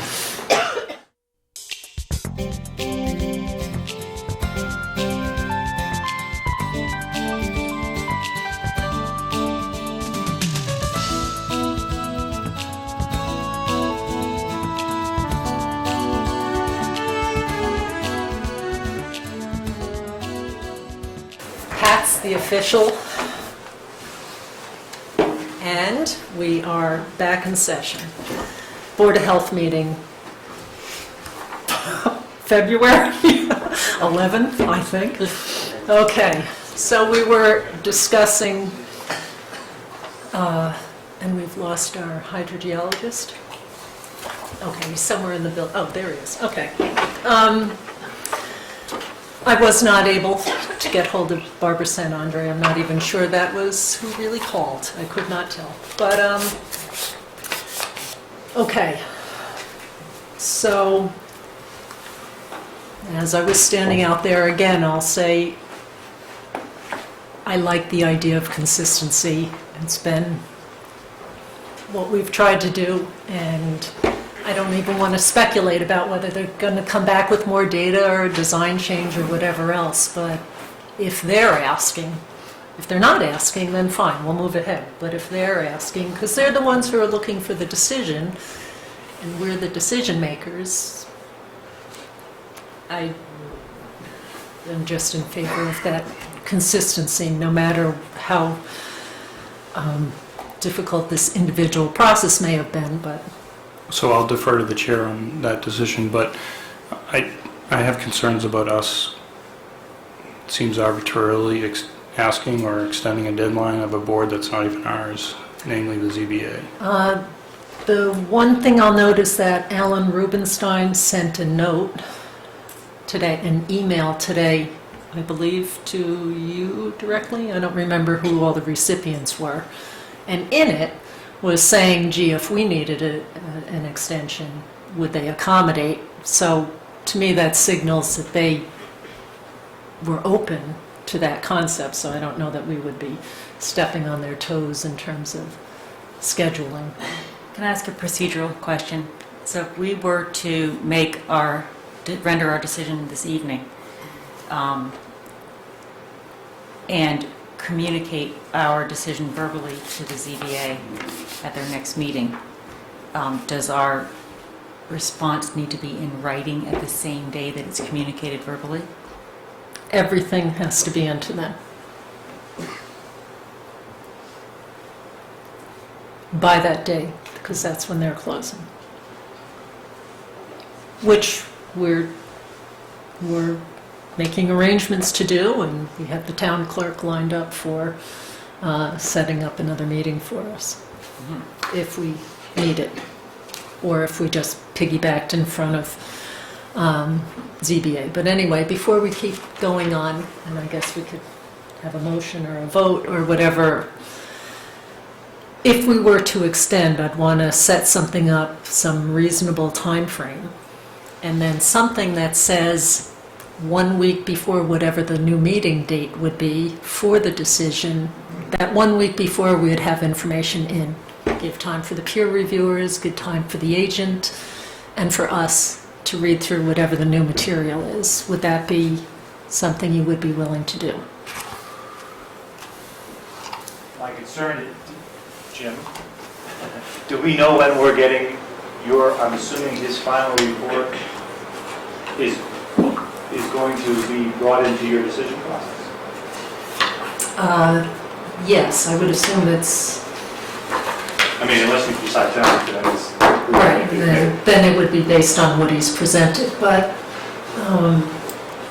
yes, I would envision. So are you asking that because then you want to talk about timing vis-a-vis when that report is available? We got his report tonight. So, and we've not changed our report in the last 4 weeks, so there's been a lot of back and forth, but we haven't changed anything since the septic field change and we moved the field 2.5 feet. I know, but for you that seems like nothing. For us, that's always, it's a change and it's new information. I understand that.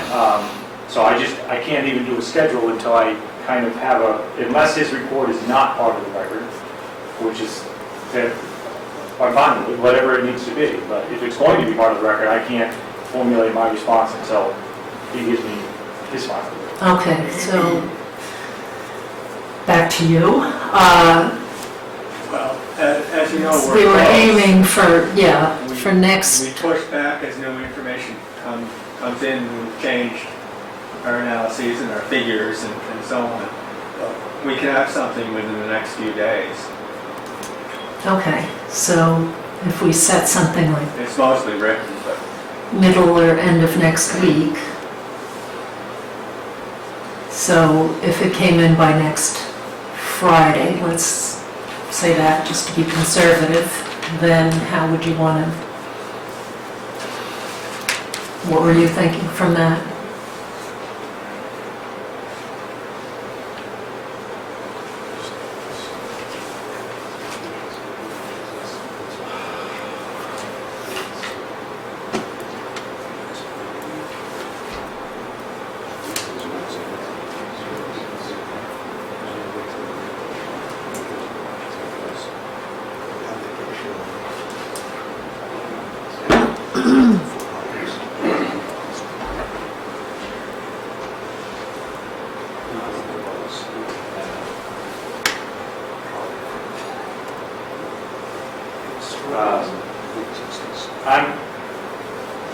When could we, assuming we're not meeting next week, when would you like to schedule a meeting? I know, well, next week's vacation. I think a lot of our information is probably irrespective of what Jim's final report will say. We'll probably have to, I don't think anything we would produce would change his results. So I'm probably targeting that what we will do will be into your department by Wednesday or Thursday next week. So if you need a week from Jim's report, that puts us maybe Thursday of the following week. I don't have a calendar. It's right here. Okay, so,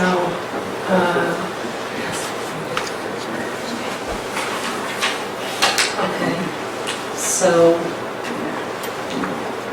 we don't have, so our meetings are, oh, we don't want a Wednesday.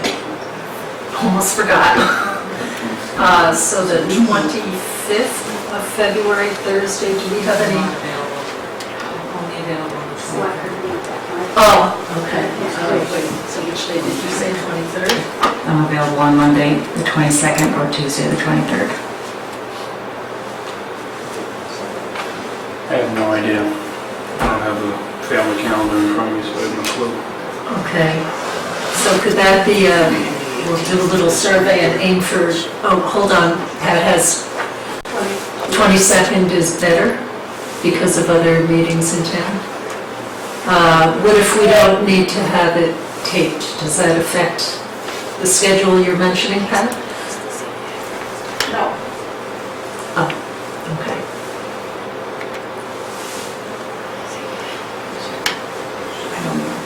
I don't know. Yeah, all right, so people need to check calendars. Do you know for certain which days you're available, or? This is my number one priority, so I'll make myself available.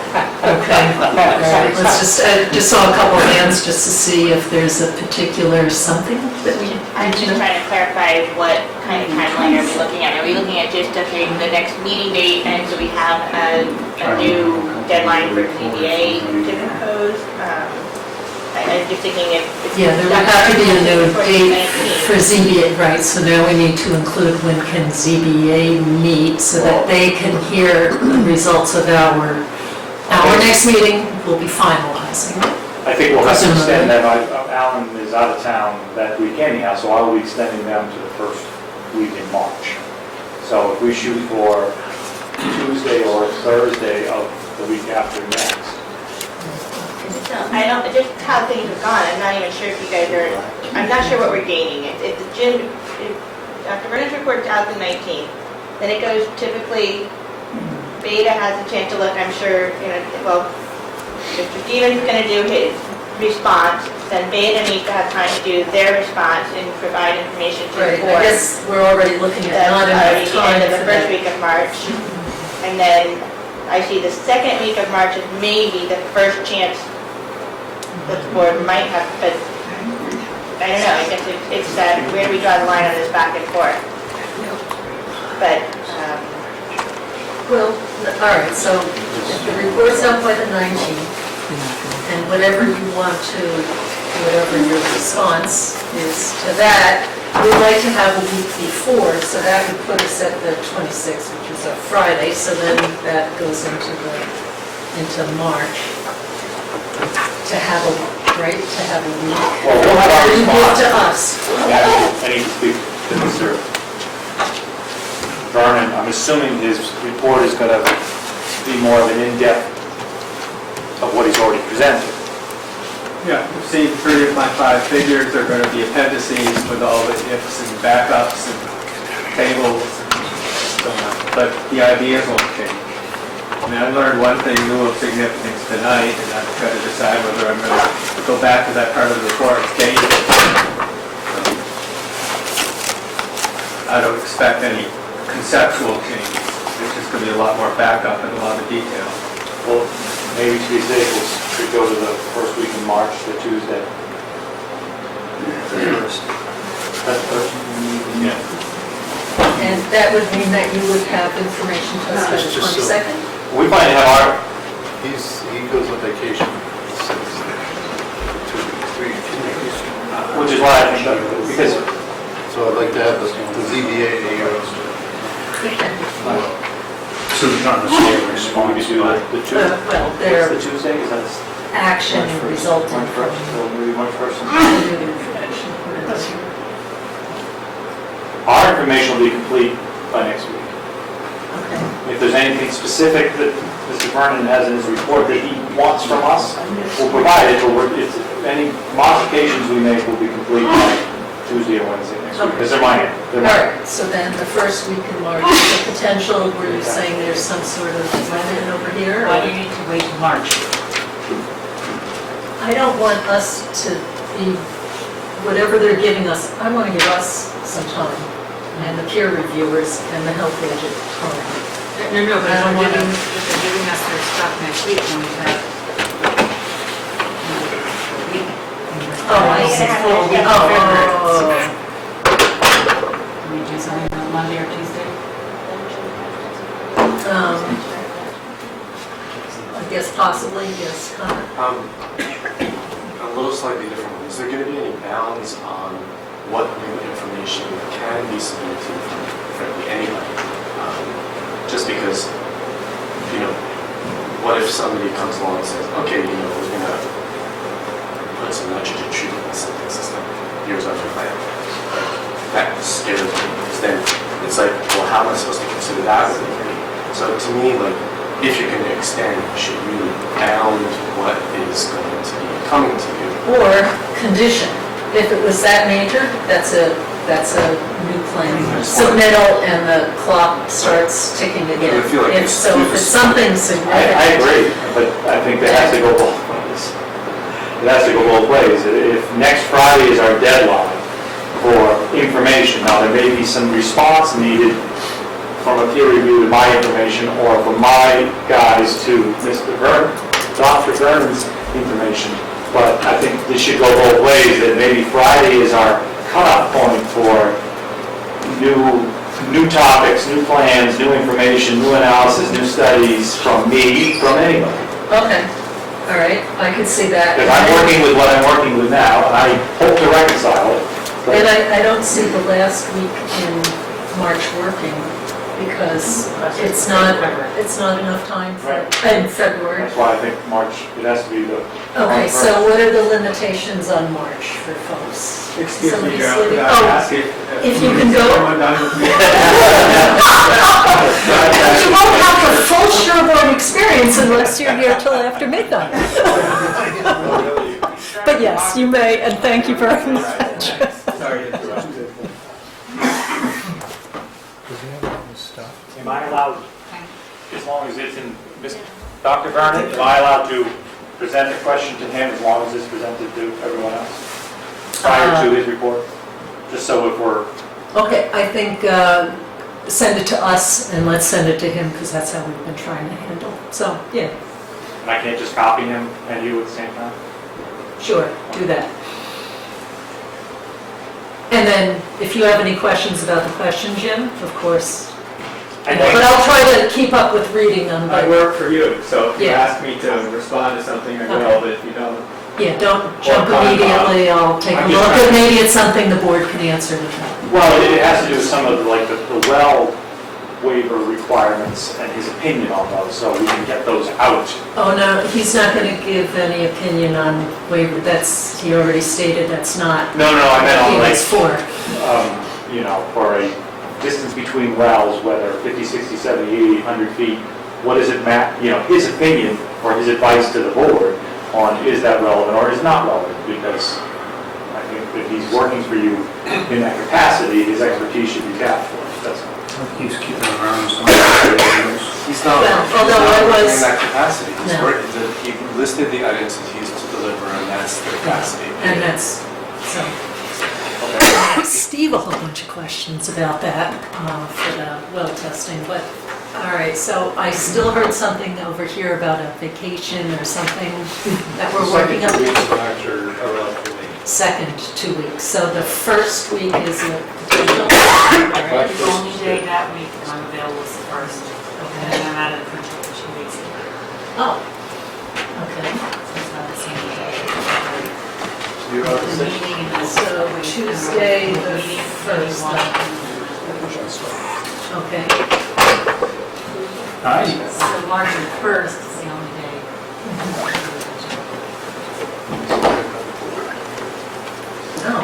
Oh, okay, so,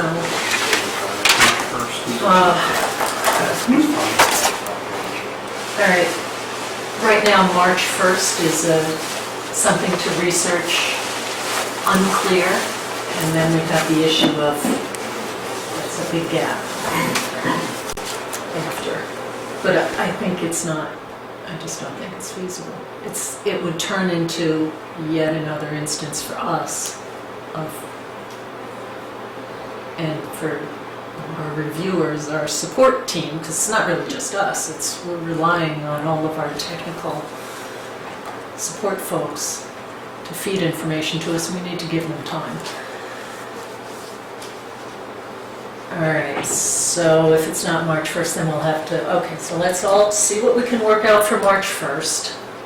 That means we can't, and it would be nice if there's something a little more flexible, otherwise we're signing agreements back and forth about continually extending. We agree to aim for the 1st, but if it works out, once we check calendars at home and all the rest, that doesn't work out. We have to do it first. What? ZBA's extension too? Yes, they would have to extend ZBA, so, Do the first, when this kids are in school, go back, okay, so, all right. Okay, so it's looking fairly likely that the 1st should work out. Assuming it works out for you, Michael? Just a quick point on that, because ZBA is not here to talk about their schedule. If you're going to try to get something in writing from the applicant tonight, you might want to say the applicant agrees to extend the deadline to somewhere between March 1st and the 8th, or March 1st and the 15th, and then ZBA can fill in that date. Yeah, I agree that it needs to be longer. It doesn't mean, I don't think anybody wants to have it extend forever. It's just a functional thing, so I don't think just specify even the 31st that anyone's going to just make it 31st because of that. I just have another procedural question. So in situations like this where we're going to be writing a response, do we have the permission to allot time in our schedule to work on that? We have a meeting. Yeah, we have a separate meeting? Okay. Is that a public meeting? Mm-hmm. Okay.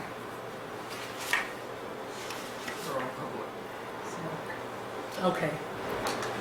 So how do we want to work out a written agreement to an extension so we can relay it to ZBA? I think... Craft something simple and sign it again? Yeah, fill and then we in can and- extend it to the 1st, and I don't think the ZBA meeting is relevant. I will be extending that. I'll It has notify to them tomorrow. be out, so you can extend it with them. Absolutely. I'll extend it with them. I mean, I have to. It's sort of like, I don't think we'd get anywhere if I didn't extend it with them and they made a vote without complete information, because they wouldn't have the information and they wouldn't make a vote, or they would rule against me because they didn't have the information. So I will contact the chair tomorrow and tell them that we're shooting for the 1st. Mhm. I will tell them that it isn't nailed down just yet, and I have no problem extending to the 1st, and if there's a conflict that we find out in the next few days, then we'll work with that conflict and make an extension based upon that, and I'll ask him, based upon Steve's schedule, if we can schedule a ZBA meeting on the 3rd. That doesn't necessarily mean, so that our extension with the ZBA would go to the 3rd, unless there's a scheduling problem at this point. Another, No meeting on the 3rd, caucus. ah, All right. We okay. may have to move, we may close here, and then, oh well, we waiting. We need time to do your written decision. Right, we need time after the 1st to do a written decision. It's not, if he's talking to me on the 3rd. Right. Okay, so remember. I mean, the alternative is, I have to ask Steve this, if Steve is willing to give his presentation to the board prior to,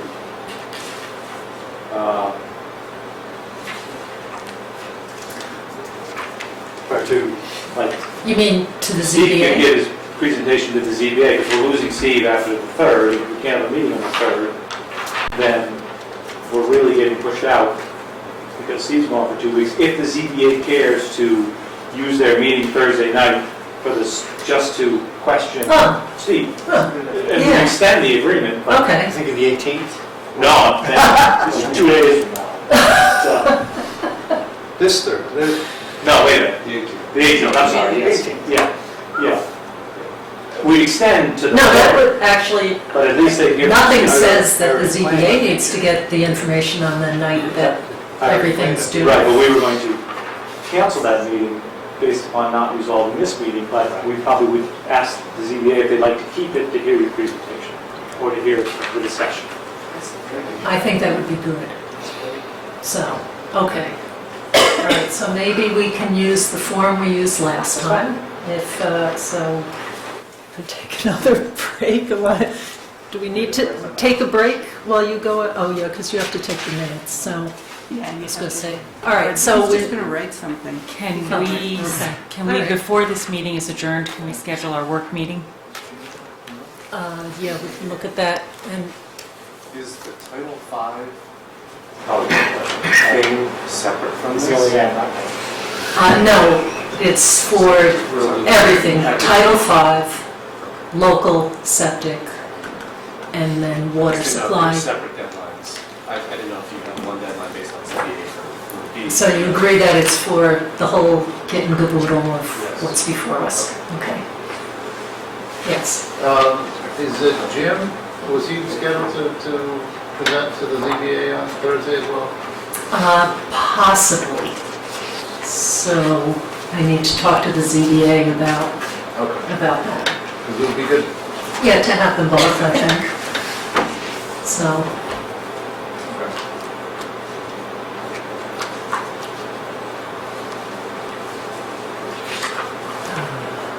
I just said I hereby extend the Sherborn Board of Health review Title V wells and local regulations to 3/1/16. Want to say anything else? Can you say, Oh, and with the written decision to be, we need some time on that. You can add the ZBA extension. I can't. For some day. I have to do that with the ZBA. but you have to say after a certain date. Yeah. They're on camera saying that they're going to extend the ZBA, so we've kind of got some oral agreement here, I do believe.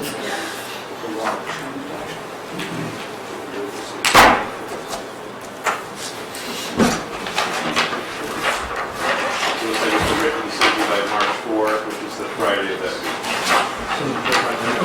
Basically, I've been doing to the bar. It doesn't give us a weekend, like the other ones have had a weekend in between now. You get that we have other jobs, but we'll do our best. You didn't vote. You need to vote. Probably. All right, all those in favor? Motion, we need a motion to extend the deadline with the fields at Sherborn to March 1st with the written decision by March 4th. And with all information submitted by? And with all information submitted by, did we say the 19th of February? Madam Chairman, one other question that I didn't discuss, but we're not articulating here is whether or not there is some bound on what is going to be, what the information can be. If it's a significant change in the design of the system, then that will be considered, and we'll have to debate on significant. It's awfully hard to get all those parameters, but we do it with other projects. This one's been different because there have been a number of changes that, under ordinary circumstances, we would consider significant and restart.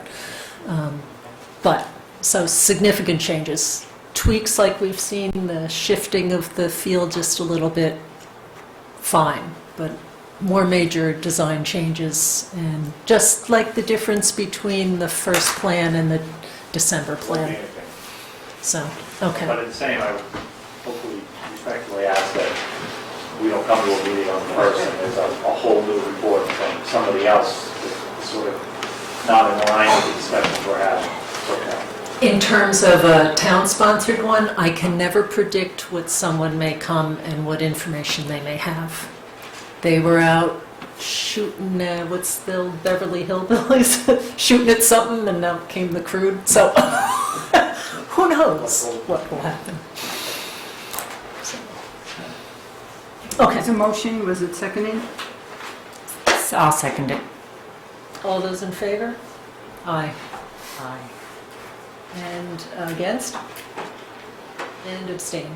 Abstain. Okay.